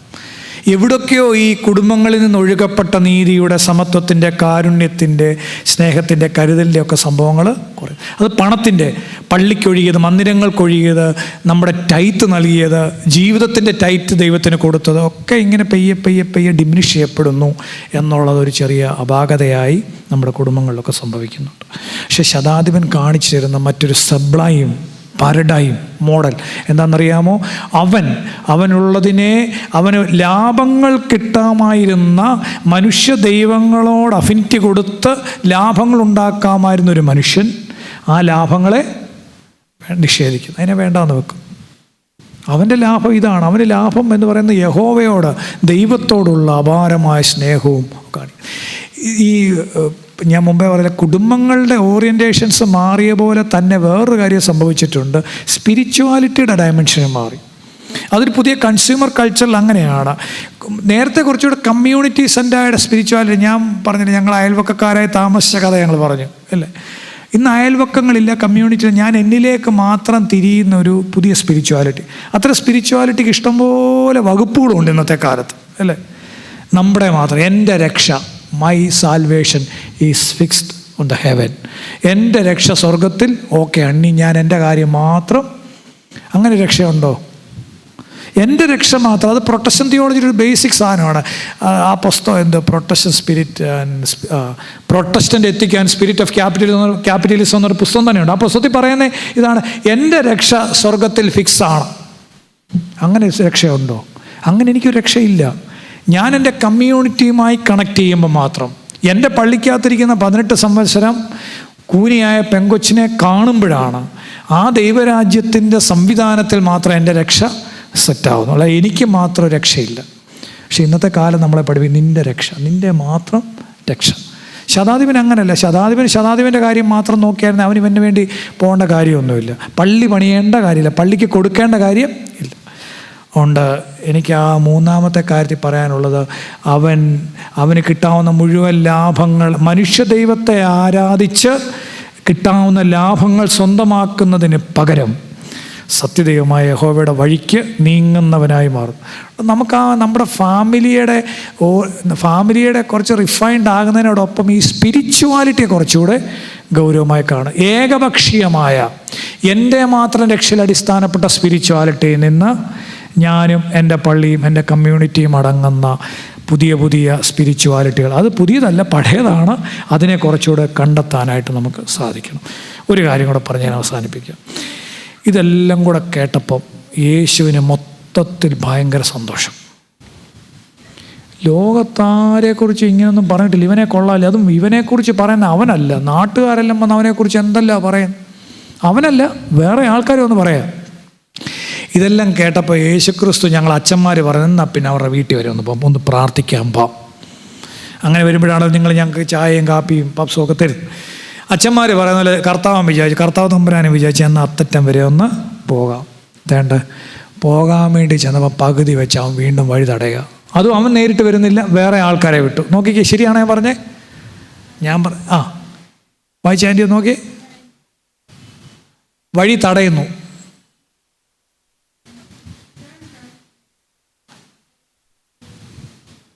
കുറേ ആൾക്കാർ വന്ന് വഴി തടഞ്ഞിട്ട് ഈ ശതാധിപൻ പറയേണ്ട സെയിം ഡയലോഗ് പറയുക. കർത്താവേ, എൻ്റെ പുരയ്ക്കകത്ത് വരാൻ, നീ എൻ്റെ പുരയ്ക്കകത്ത് വരാൻ ഞാൻ യോഗ്യനല്ല, അതുകൊണ്ടാണ് ഞാൻ നിന്നെ. ഇപ്പം മനസ്സിലാവും എന്തുകൊണ്ട് അവൻ നേരിട്ട് പോകാൻ. ഇവൻ ശതാധിപനാണ്, ഹൈ ലെവൽ നോബിൾ പേഴ്സണാണ്, അരിസ്റ്റോക്രാറ്റാണ്, നല്ല പൊസിഷനിൽ നിൽക്കുന്ന ആളാണ്. യേശുക്രിസ്തുവിൻ്റെ അടുത്ത് പോകാൻ അവൻ ഒന്നും മടിക്കേണ്ട കാര്യമില്ല. പക്ഷെ അവൻ പോകുന്നില്ല. അവൻ പോകാത്തതിൻ്റെ കാരണം അവൻ പറയുന്നുണ്ട്, കർത്താവേ, ഇന്നുവരെ ഞാനും എൻ്റെ പുരയും എൻ്റെ വീടും എൻ്റെ കുടുംബവും നിന്നെ ഉൾക്കൊള്ളുന്നതിന് മതിയാകുന്നതല്ല. നിങ്ങൾ നോക്കി, ഇത്രയും നേരം ഞാൻ അവനെക്കുറിച്ചാണ് പ്രസംഗിച്ചുകൊണ്ടിരിക്കുന്നത്. ഇത്രയും ക്വാളിറ്റീസുള്ള ദൈവരാജ്യത്തിൽ യേശു പറഞ്ഞതിൻ്റെ അതേ വിസിബിലിറ്റിയുള്ള, അതേ പ്രായോഗികതയുള്ള, അതേ പ്രാക്ടിക്കാലിറ്റിയുള്ള, അതേ പ്രാഗ്മാറ്റിസമുള്ള ഒരു മനുഷ്യൻ അവൻ്റെ കുടുംബത്തെ കാണിച്ചുകൊണ്ട് യേശുവിനോട് പറയണം, കർത്താവേ, എൻ്റെ പുരയും ഞാനും നിന്നെ ഉൾക്കൊള്ളുന്നതിന് മതിയാകുന്നതല്ല. ഗിവപ്പ് ചെയ്യാന്നുള്ള കാര്യം ഞാൻ മുമ്പേ പറഞ്ഞു. നമ്മൾ എന്തിനാണ് ഗിവപ്പ് ചെയ്യേണ്ടത്? ഗിവപ്പ് ചെയ്യേണ്ടത് പള്ളി മാത്രം. നമ്മൾ പള്ളി വന്ന് വേണേ നമ്മൾ കിടന്നും ഇരുന്നും കമന്ന് കിടന്നും നിലത്ത് കിടന്നും ഉരുണ്ടും വേണേ നമ്മൾ ഗിവപ്പ് ചെയ്യുന്ന കാണിക്കും. എന്തിനാണ്? പള്ളി വരുമ്പോൾ നമ്മൾ പറയുന്നുണ്ട്, കർത്താവേ, നീ ഉയർന്നും പൊങ്ങിയുള്ള യെശയ്യാപ്രവാചകൻ്റെ പുസ്തകത്തിൽ പറയുന്നുണ്ട്, മധുബഹ എന്ന് പറഞ്ഞാൽ കർത്താവ് ഇരിക്കുന്ന സ്ഥലമാണ്. മാത്രമല്ല, പള്ളി വന്ന് കയറുമ്പോൾ നമ്മൾ ചൊല്ലുന്ന പ്രാർത്ഥന ട്രൈസാഗിയോ, ദൈവമേ നീ പരിശുദ്ധനാകുന്നു, അങ്ങനെ ട്രൈസാഗിയോ എന്നാണ് പറയുന്നത്. അത് 3 പ്രാവശ്യം ചൊല്ലും. എന്തിനാ 3 പ്രാവശ്യം ചൊല്ലുന്നത്? 3 പ്രാവശ്യം ചൊല്ലിയാൽ പോരെ? ആലോചിച്ചിട്ടുണ്ടോ? നിങ്ങൾക്ക് തോന്നിയിട്ടില്ല ഇതെന്തിനാ അച്ചോ ഈ 3 പ്രാവശ്യം? എന്നോട് പിള്ളേർ സെറ്റൊക്കെ ചോദിച്ചിട്ടുണ്ട്. 1 പ്രാവശ്യം അങ്ങ് ചൊല്ലി പറഞ്ഞാൽ പോരെ, ഈ 3 പ്രാവശ്യം അതിന് ട്രൈസാഗിയോ 3 പ്രാവശ്യം എന്തിനാ? പള്ളി വരുന്നവനും പള്ളി നിൽക്കുന്നവനും എല്ലാം ആദ്യമായി ഈ മധുബഹയിൽ അല്ലെങ്കിൽ സ്വർഗസിംഹാസന, യെശയ്യാപ്രവാചകൻ പറഞ്ഞതുപോലെ അവൻ ഉയർന്നും പൊങ്ങിയുമുള്ള സിംഹാസനത്തിലിരിക്കുന്നു. ബാക്കി സാറാഫുകളും കെരൂബുകളും അവൻ പരിശുദ്ധൻ പരിശുദ്ധൻ എന്ന് ആർത്തുപാടി ചൊല്ലുന്നു. അതാണ് സിംഹാസനം, ഡിവൈൻ ത്രോൺ. അതിൻ്റെ മുമ്പിലേക്ക് നോക്കി മധുബഹയാവട്ടെ കുരിശാവട്ടെ അങ്ങോട്ട് നോക്കിക്കൊണ്ട് നമ്മൾ ബലഹീനർ, പാപികൾ, സാധുക്കൾ, ഏഴയായവർ നമ്മൾ പ്രാർത്ഥിക്കുകയാണ്, കർത്താവേ നീ പരിശുദ്ധനാണ്, ബലവാനെ നീ പരിശുദ്ധനാണ്, മരണമില്ലാത്തവനെ നീ. അതിൻ്റെ അർത്ഥം ഇത്രയേ ഉള്ളൂ, കർത്താവേ നീ എത്രത്തോളം വിശുദ്ധനാകുന്നത് പോലെ ഞാൻ അത്രത്തോളം അശുദ്ധനാണ്. ഇതാണ് നമ്മുടെ പ്രൊക്ലമേഷൻ. ഇതാണ് ഈസ്റ്റേൺ സഭയുടെ പ്രൊക്ലമേഷൻ. ഇതാണ് പൗരസ്ത്യ സഭയുടെ പ്രഖ്യാപനം. പള്ളി വരുന്ന എല്ലാവരും എത്ര വലിയ പുള്ളിയാണെങ്കിലും വന്നിട്ട് പറയാം ട്രൈസാഗിയോൻ എന്ന് പറഞ്ഞാൽ നീ പരിശുദ്ധനാണ്, അതുകൊണ്ട് ഞാൻ അവിശുദ്ധനാണ്. എന്നാൽ നിൻ്റെ കൃപയാൽ നീ എന്നെ പരിശുദ്ധനാക്കുന്നു, അതുകൊണ്ട് ഞാനിവിടെ നിൽക്കുന്നു, ഇരിക്കുന്നു, കുർബാന കൊള്ളുന്നു. പിടികിട്ടിയോ? ഗിവപ്പ് ചെയ്തു നമ്മളെല്ലാവരും. എല്ലാവരും ഇവിടെ വരുന്നത് വീട്ടിലും ഇത് പറ്റും. വീട്ടിലും ഇത് പറ്റും. നിങ്ങളവിടെ ചെന്ന് ഭാര്യയുടെ ഭർത്താവിൻ്റെ മുമ്പിൽ ചെന്ന് കുമ്പസാരം നടത്തണമെന്നല്ല ഞാൻ പറഞ്ഞതിൻ്റെ അർത്ഥം. എന്നാൽ ആറ്റിറ്റ്യൂഡ് അല്ലേ, പിള്ളേരൊക്കെ പറയുന്നത് സിഗ്മ ആറ്റിറ്റ്യൂഡ്, അതൊക്കെ മാറ്റിയിട്ട് സിഗ്മ ആറ്റിറ്റ്യൂഡുണ്ട്. ഇപ്പോൾ പിള്ളേരൊക്കെ പറയും ഞാൻ സിഗ്മ മെയിലാണെന്ന് പറയുന്നത്. അങ്ങനെയൊക്കെ സിനിമകളൊക്കെയാണ്. അതല്ല, അതിപ്പോൾ സിഗ്മ അതൊക്കെ മാറ്റിയിട്ട് നമുക്ക് പറയാൻ പറ്റും. നമുക്ക് നമ്മളിൽ തന്നെ ഒരു ഓറിയൻറ്റേഷൻ നടത്താൻ പറ്റും, റിഫൈൻ ചെയ്യാൻ പറ്റും. എൻ്റെ മിയ കുൽപ്പ മിയ മാക്സിമം, എൻ്റെ പിഴ. നമ്മളേതാണ്ട് തെറ്റുകാരായിട്ടല്ല, എന്നാൽ ടോക്സിക്കായി മാറേണ്ടിടത്ത്, ഈഗോയിസ്റ്റിക്കായി മാറേണ്ടിടത്ത്, അഹങ്കാരം കാണിക്കേണ്ടിടത്ത്, അഹങ്കാരം പറയേണ്ടിടത്ത്, താൻ പോരിയുമ്പോൾ പ്രഖ്യാപിക്കേണ്ടിടത്ത്, പൊങ്ങച്ചം കാണിക്കേണ്ടിടത്തൊക്കെ ജസ്റ്റ് ഗിവ് അപ്പ്. പള്ളി മാത്രം ചെയ്യാവുന്ന കാര്യം എവിടെയും ചെയ്യാൻ പറ്റും, പെരയ്ക്കകത്തും ചെയ്യാൻ പറ്റും. ഈ മനുഷ്യൻ പറയുകയാണ്, കർത്താവേ നീ നോക്കുമ്പോൾ ഞാൻ വലിയ സംഭവമാണെന്നാണ് നിൻ്റെ വിചാരം. പക്ഷെ നിന്നോടൊരു കാര്യം എനിക്ക് പറയാനുണ്ട്.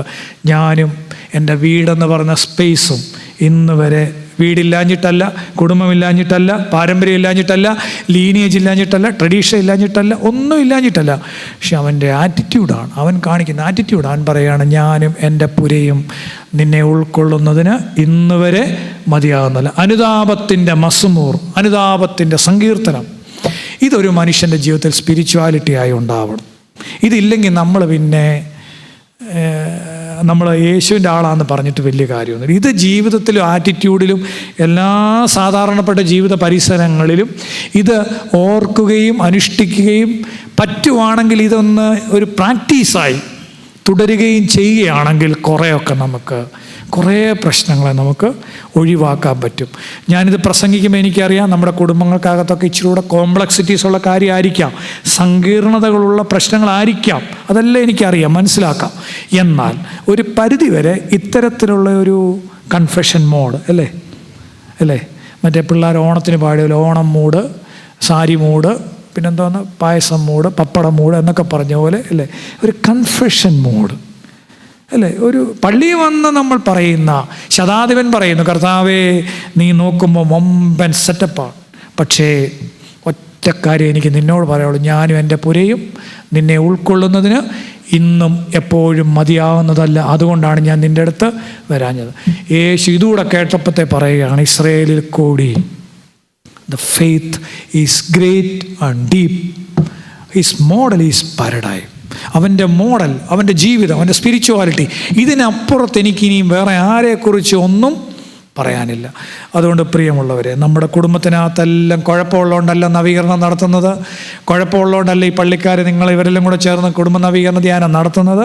നമുക്ക് ബൈബിൾ വായിച്ചിട്ട് ഒരു ഭാഗം എടുത്തിട്ട് നമുക്ക് ഏതേലും തരത്തിൽ കുഞ്ഞു കാര്യങ്ങളിലൂടെ നമ്മുടെ വീടിനകത്തെ ചുറ്റുപാടുകളെ, നമ്മുടെ വീടിനകത്തെ ജീവിതക്രമങ്ങളെ, അതിനെ കുറച്ചുകൂടെ റൊമാൻറ്റിക്കാക്കാൻ, കുറച്ചുകൂടി ഇഷ്ടമുള്ളതാക്കാൻ, കുറച്ചുകൂടെ സെലിബ്രേഷൻ മൂഡാക്കാൻ, കുറച്ചുകൂടെ ചിരിക്കുന്ന മൂഡാക്കാൻ, കുറച്ചുകൂടെ in the mist of pain and agony life is beautiful എന്ന് പറയുന്ന പോലെ കുറച്ചുകൂടെ ഭംഗിയുള്ളതാക്കാൻ ശതാധിപൻ പറ്റുമോ? ശതാധിപൻ്റെ മെഡിറ്റേഷൻ, ശതാധിപൻ്റെ പേഴ്സണാലിറ്റി പറ്റുമോ എന്ന് മാത്രമേ ഞാൻ പറഞ്ഞുള്ളൂ. അത് ഞാനും പറ്റാൻ മാക്സിമം ശ്രമിക്കുക, നിങ്ങളും മാക്സിമം ശ്രമിക്കുക എന്ന് പറഞ്ഞുകൊണ്ട് നിങ്ങളോടെല്ലാവരോടും നന്ദി അറിയിച്ചുകൊണ്ട് നിർത്തുന്നു. ദൈവം നമ്മളെല്ലാവരെയും അനുഗ്രഹിക്കട്ടെ. Thank you.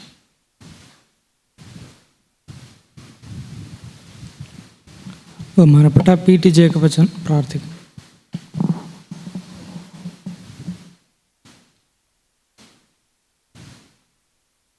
പ്രാർത്ഥിക്കാം. ഞങ്ങളുടെ ദൈവമേ, സ്വർഗീയ പിതാവേ, നന്ദിയോടെ തിരുനാമത്തെ സ്തുതിക്കുന്നു. 2 ദിവസങ്ങൾ കുടുംബ നവീകരണ ധ്യാനമായിട്ട് ക്രമീകരിക്കുവാൻ ദൈവം കൃപ തന്നു. കർത്താവെ, ലഭിച്ച നല്ല ചിന്തകൾ ഞങ്ങളുടെ ജീവിതത്തിനും ഞങ്ങളുടെ കുടുംബത്തിൻ്റെ നവീകരണത്തിനും ഒക്കെ കാരണമായി ഭവിക്കണമെന്ന് പ്രാർത്ഥിക്കുന്നു. ഇന്ന് ശതാധിപൻ്റെ കുടുംബവുമായി ബന്ധപ്പെടുത്തി പ്രിയ അച്ഛൻ ഞങ്ങൾക്ക് നല്ല ചിന്തകൾക്കായി പ്രത്യേകം സ്തോത്രം. അവിടുന്ന് കവർന്ന ഭൂമിയിൽ എരിഹോവിലൂടെ എല്ലാം കടന്നുപോയ ദൈവം, കർത്താവെ, അതിരുകളിൽ കിടക്കുന്ന മനുഷ്യരെയും ആവശ്യങ്ങളിലിരിക്കുന്നവരെയും ഒക്കെ കൈത്താങ്ങി സഹായിച്ച ദൈവമേ, അതിനൊക്കെ ഇടയാക്കിയിട്ടുള്ളത് ഞങ്ങളുടെ അവരവരുടെ ജീവിത മനോഭാവങ്ങളാണ് എന്നുള്ളത് അടിയങ്ങൾക്ക് മനസ്സിലാക്കുവാൻ സാധിക്കുന്നല്ലോ. ഞങ്ങളുടെ ജീവിതത്തെയും ഞങ്ങളുടെ ചുറ്റുപാടുകളെയും ഞങ്ങളുടെ കുടുംബങ്ങളെയും ഒക്കെ രൂപാന്തരപ്പെടുത്തുന്ന നല്ല ജീവിത മനോഭാവങ്ങളിൽ ജീവിപ്പാൻ, മറ്റുള്ളവരെ കരുതുവാൻ, ദൈവസന്നിധി വിനയപ്പെടുവാൻ, കുറവുകളെ ഏറ്റുപറയുവാൻ ഒക്കെ ഞങ്ങളെ ഈ നാളുകളിൽ സഹായിക്കണമേ. പ്രിയ അച്ഛനായി സ്തോത്രം. കുടുംബമായി അനുഗ്രഹിക്കണേ. പഠനകാര്യങ്ങളിലൊക്കെ ദൈവകൃപ ധാരാളം നൽകണമേ. ഇന്നലെയും ഞങ്ങളോട് വചനം സംസാരിച്ച ബ്രദറിനായിട്ട് വീണ്ടും പ്രാർത്ഥിക്കുന്നു. ഇന്ന് അധ്യക്ഷം വഹിച്ച ഞങ്ങളുടെ പ്രിയ അനിയച്ഛനെയും കൊച്ചമ്മയെയും ഓർത്ത് പ്രാർത്ഥിക്കുന്നു. ഞങ്ങളുടെ ഇടവകയുടെ പ്രിയ വികാരിയച്ഛൻ സുനിൽ ചാക്കോ അച്ഛനെയും കൊച്ചമ്മയെയും കുഞ്ഞുങ്ങളെയും ഓർത്ത് പ്രാർത്ഥിക്കുന്നു. സീനിയേഴ്സായിട്ടുള്ള അച്ഛന്മാരെയൊക്കെ ഓർക്കുന്നു. പല ഇടങ്ങളിൽ ശുശ്രൂഷയ്ക്കായി പോയിരിക്കുന്നവർ, ഭവനങ്ങളിൽ വിശ്രമിക്കുന്നവർ, അവരെ എല്ലാവരെയും കരങ്ങളിൽ ഏൽപ്പിക്കുന്നു. കുടുംബങ്ങളെ ഓർക്കുന്നു. കർത്താവെ, ഈ കുടുംബ ധ്യാനത്തിൽ വന്ന് സംബന്ധിച്ച് 2 ദിവസങ്ങളിൽ ദൈവവചനം കേൾക്കുവാൻ മനസ്സോടെ വന്ന നിൻ്റെ ദാസരെ എല്ലാവരെയും അനുഗ്രഹിക്കണമേ. അവരുടെ കുടുംബങ്ങളെ വാഴ്ത്തണമേ. ദൈവമേ, നാളത്തെ വരാൻ കഴിയാതെ പോയവരെ ഓർത്ത് ഞങ്ങൾ പ്രാർത്ഥിക്കുന്നു. ക്ഷീണത്തിലും പ്രയാസത്തിലും ശാരീരിക ബുദ്ധിമുട്ടുകളിലും ഒക്കെ ഭവനങ്ങളിലായിരിക്കുന്ന ഞങ്ങളുടെ സീനിയർ ഫ്രണ്ട്സിനെയൊക്കെ ഓർക്കുന്നു. ഞങ്ങളുടെ യുവതി യുവാക്കൾക്കായിട്ട്, കുഞ്ഞുങ്ങൾക്കായി ഒക്കെ ഞങ്ങൾ പ്രത്യേകം പ്രാർത്ഥിക്കുന്നു. കർത്താവെ, ഇന്ന് മനോഹരമായ ഗാനങ്ങൾ പാടിയ ഗായക സംഘത്തിനായി സ്തോത്രം.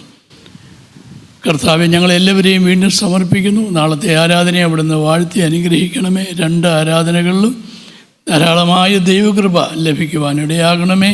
കുടുംബമായി വന്ന് ദൈവസന്നദ്ധിയിൽ സമർപ്പിച്ച് വിശുദ്ധ സംസർഗത്തിൽ പങ്കുകൊള്ളുവാൻ എല്ലാവരെയും ഇടയാക്കണമേ. ഞങ്ങളുടെ സഭയ്ക്കായി സ്തോത്രം.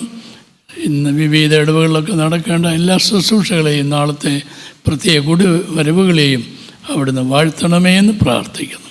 യേശുവിൻ്റെ നാമത്തിൽ യാചിക്കുന്നു. കരുണയോട് കേൾക്കണമേ.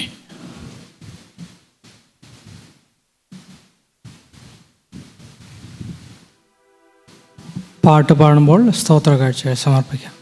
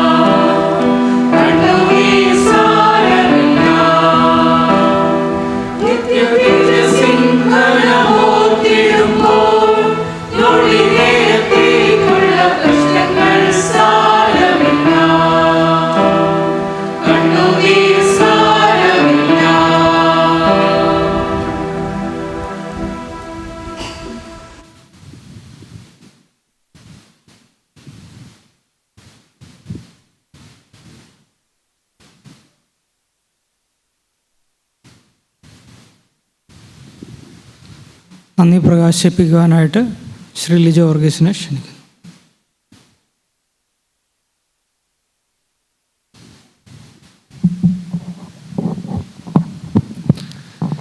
ദൈവനാമത്തിന് മഹത്വം ഉണ്ടായിരിക്കട്ടെ. സഭയായി കുടുംബപരമായിട്ട് ആഘോഷിക്കുന്ന ഈ വാരത്തിൽ നമുക്ക് ദൈവകൃപയാൽ ഉമ്മച്ചായൻ പറഞ്ഞ പോലെ 2 ദിവസവും വളരെയധികം മഴയും ബുദ്ധിമുട്ടും ഒക്കെ പ്രൊഡിക്റ്റ് ചെയ്തിരുന്ന സമയത്ത് പത്തനംതിട്ട ജില്ലയൊക്കെ അതിൻ്റെ നിഴലിലായിരുന്നപ്പോഴും ദൈവം ഒരു ബുദ്ധിമുട്ട് പോലും കാലാവസ്ഥയെ വരുത്താതെ നമ്മളെ ഇത്രയും പേരെ ഇവിടെ കൂട്ടിച്ചേർക്കാൻ 2 ദിവസം കഴിച്ച ദൈവത്തിന് ആദിമഹത്വവും നന്ദിയും നമുക്ക് കരയേറ്റാം.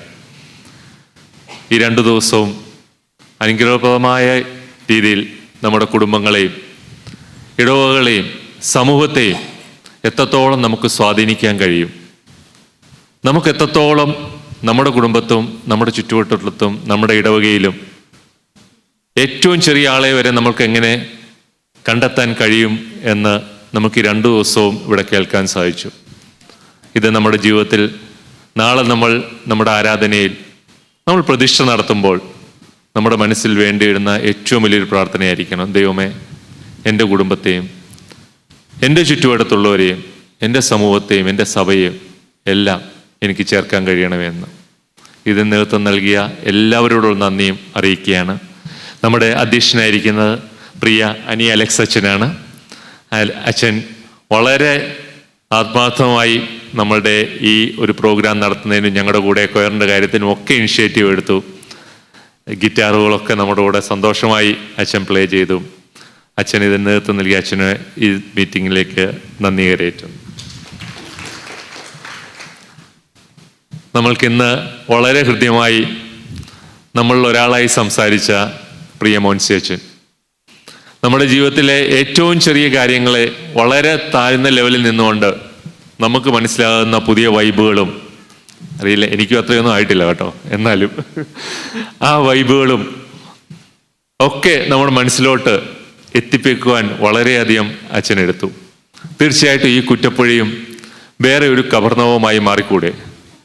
നമ്മുടെ ഭവനങ്ങളും നമ്മുടെ മച്ചിൻ പുറവും തുറന്നു കൊടുത്തിട്ട് നമ്മൾ കംപ്ലൈൻറ്റ് പറയാതെ കർത്താവ് ഇവിടെ വന്നു. കബർനഹൂമിലെ ഈ ഒരു അവസ്ഥ നമ്മുടെ ഓരോ കുടുംബങ്ങളിലും നമ്മുടെ ഇടവകയിലും നമുക്ക് ആക്കാം എന്ന് പറഞ്ഞു തന്ന പ്രിയ മോൻസി അച്ഛനോട് ഞങ്ങളുടെ ഇടവകയുടെ നാമത്തിലുള്ള നന്ദി വളരെ ഹൃദ്യമായി അറിയിച്ചുകൊണ്ട് നമ്മുടെ വികാരി അച്ഛൻ സുനിൽ ചാക്കോ അച്ഛൻ നമുക്ക് നേതൃത്വം നൽകുന്നു. ഈ ഒരു പ്രോഗ്രാമിലൂടെ 2 ദിവസവും അച്ഛൻ ഇന്ന് വളരെ തിരക്കിലായിരുന്നു, എന്നിട്ടും അച്ഛൻ ഇന്ന് ഓടി എത്തുകയായിരുന്നു നമ്മുടെ ഈ പ്രോഗ്രാമിന് വേണ്ടി. പ്രിയ അച്ഛനോടും ഉള്ള നന്ദി പ്രത്യേകം അറിയിക്കുന്നു. നമ്മുടെ PTG അച്ഛനും വന്നിട്ടുണ്ട്. അച്ഛനോടുള്ള നന്ദിയും പ്രാർത്ഥനയിൽ ഞങ്ങൾ സഹായിച്ചു. ഞങ്ങളുടെ ഈ മീറ്റിങ്ങിനെ സംബന്ധിച്ചുള്ള അച്ഛനോടുള്ള നന്ദിയും അറിയിക്കുന്നു.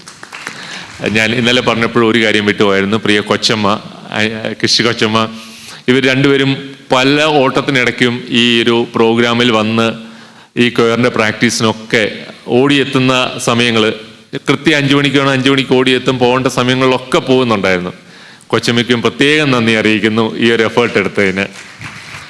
ഇനി എൻ്റെ ഏറ്റവും പ്രിയ ഇടവക ജനങ്ങളെ, അങ്കിൾമാരെ, ആൻറ്റിമാരെ, കുഞ്ഞുങ്ങളെ, ഈ ഒരു അവസരം നമ്മുടെ ജീവിതത്തിൽ ഇനി കിട്ടുമോ എന്ന് നമുക്ക് ആർക്കും അറിയില്ല.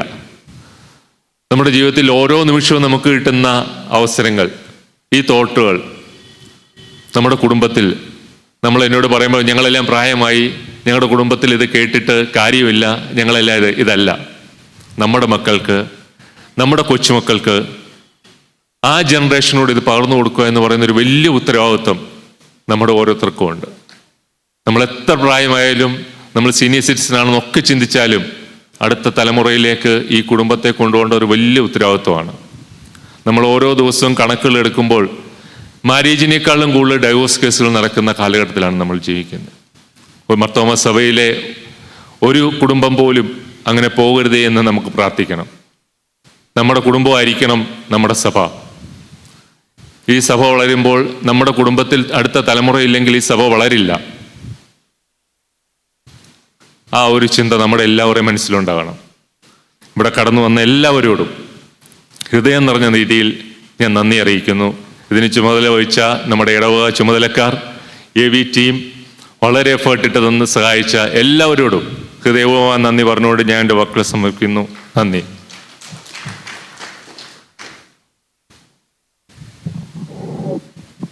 നേരത്തെ പരസ്യം ചെയ്ത പോലെ നാളെ രാവിലെ 7 മണിക്ക് ഇംഗ്ലീഷിലും 8:30 മലയാളത്തിലുമുള്ള വിശുദ്ധ കുർബാന ശുശ്രൂഷ നടത്തപ്പെടും. കുടുംബ പ്രതിഷ്ഠാ ദിനത്തിൻ്റെ പ്രത്യേക ആരാധനാക്രമവും ഉണ്ടായിരിക്കുന്നതാണ്. എല്ലാവരും സമ്മതിക്കണമെന്ന് സ്നേഹത്തോടെ ഓർപ്പിക്കുന്നു. ഇപ്പോൾ ബഹുമാനപ്പെട്ട സുനിൽ ചാക്കോ അച്ഛൻ പ്രാർത്ഥിക്കുകയും ബഹുമാനപ്പെട്ട PT ജേക്കബ് അച്ഛൻ ആശീർവാദം പറഞ്ഞ് ഇന്നത്തെ യോഗം അവസാനം.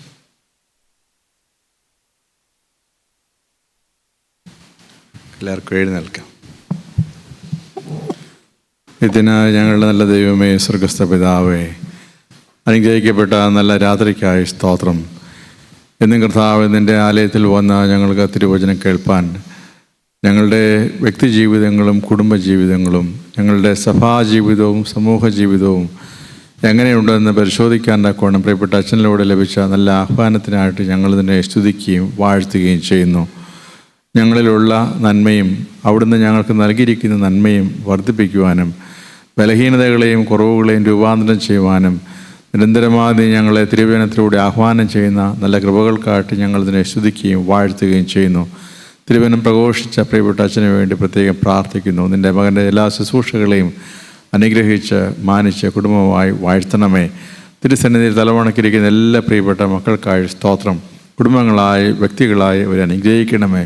ഒരിടവകയായി കർത്താവ് ഞങ്ങളെ തന്നെ നിൻ്റെ സന്നിധിയിൽ ഏൽപ്പിച്ച് പ്രാർത്ഥിക്കുന്നു. ഈ ദേശത്ത് ഏറ്റവും അനുഗ്രഹിക്കപ്പെട്ട ക്രിസ്തീയ സാക്ഷി നിർവഹിക്കുന്ന കൂട്ടമായിരിക്കാൻ കോണം ബലഹീനരായ ഞങ്ങളിലൂടെ സഹായിക്കുകയും ശക്തീകരിക്കുകയും ചെയ്യണമേ.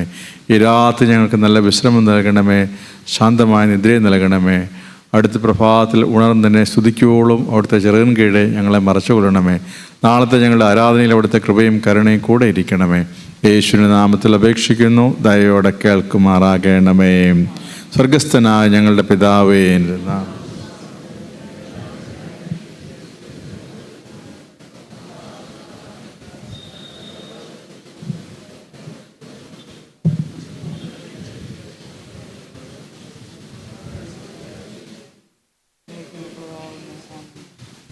ആകാശവും ഭൂമിയും സൃഷ്ടിച്ച കർത്താവിനാൽ നിങ്ങളെല്ലാവരും അനുഗ്രഹിക്കപ്പെട്ടവരാകുന്നു.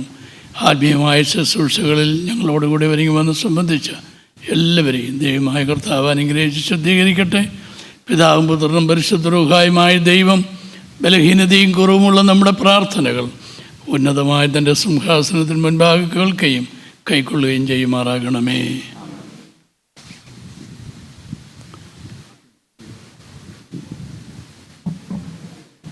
എല്ലാവർക്കും പോർച്ചിൽ കാപ്പി ക്രമീകരിച്ചിട്ടുണ്ട്. ദയവായിട്ട് അതിലൂടെ പങ്കെടുത്ത ശേഷം മാത്രമേ പോകാം.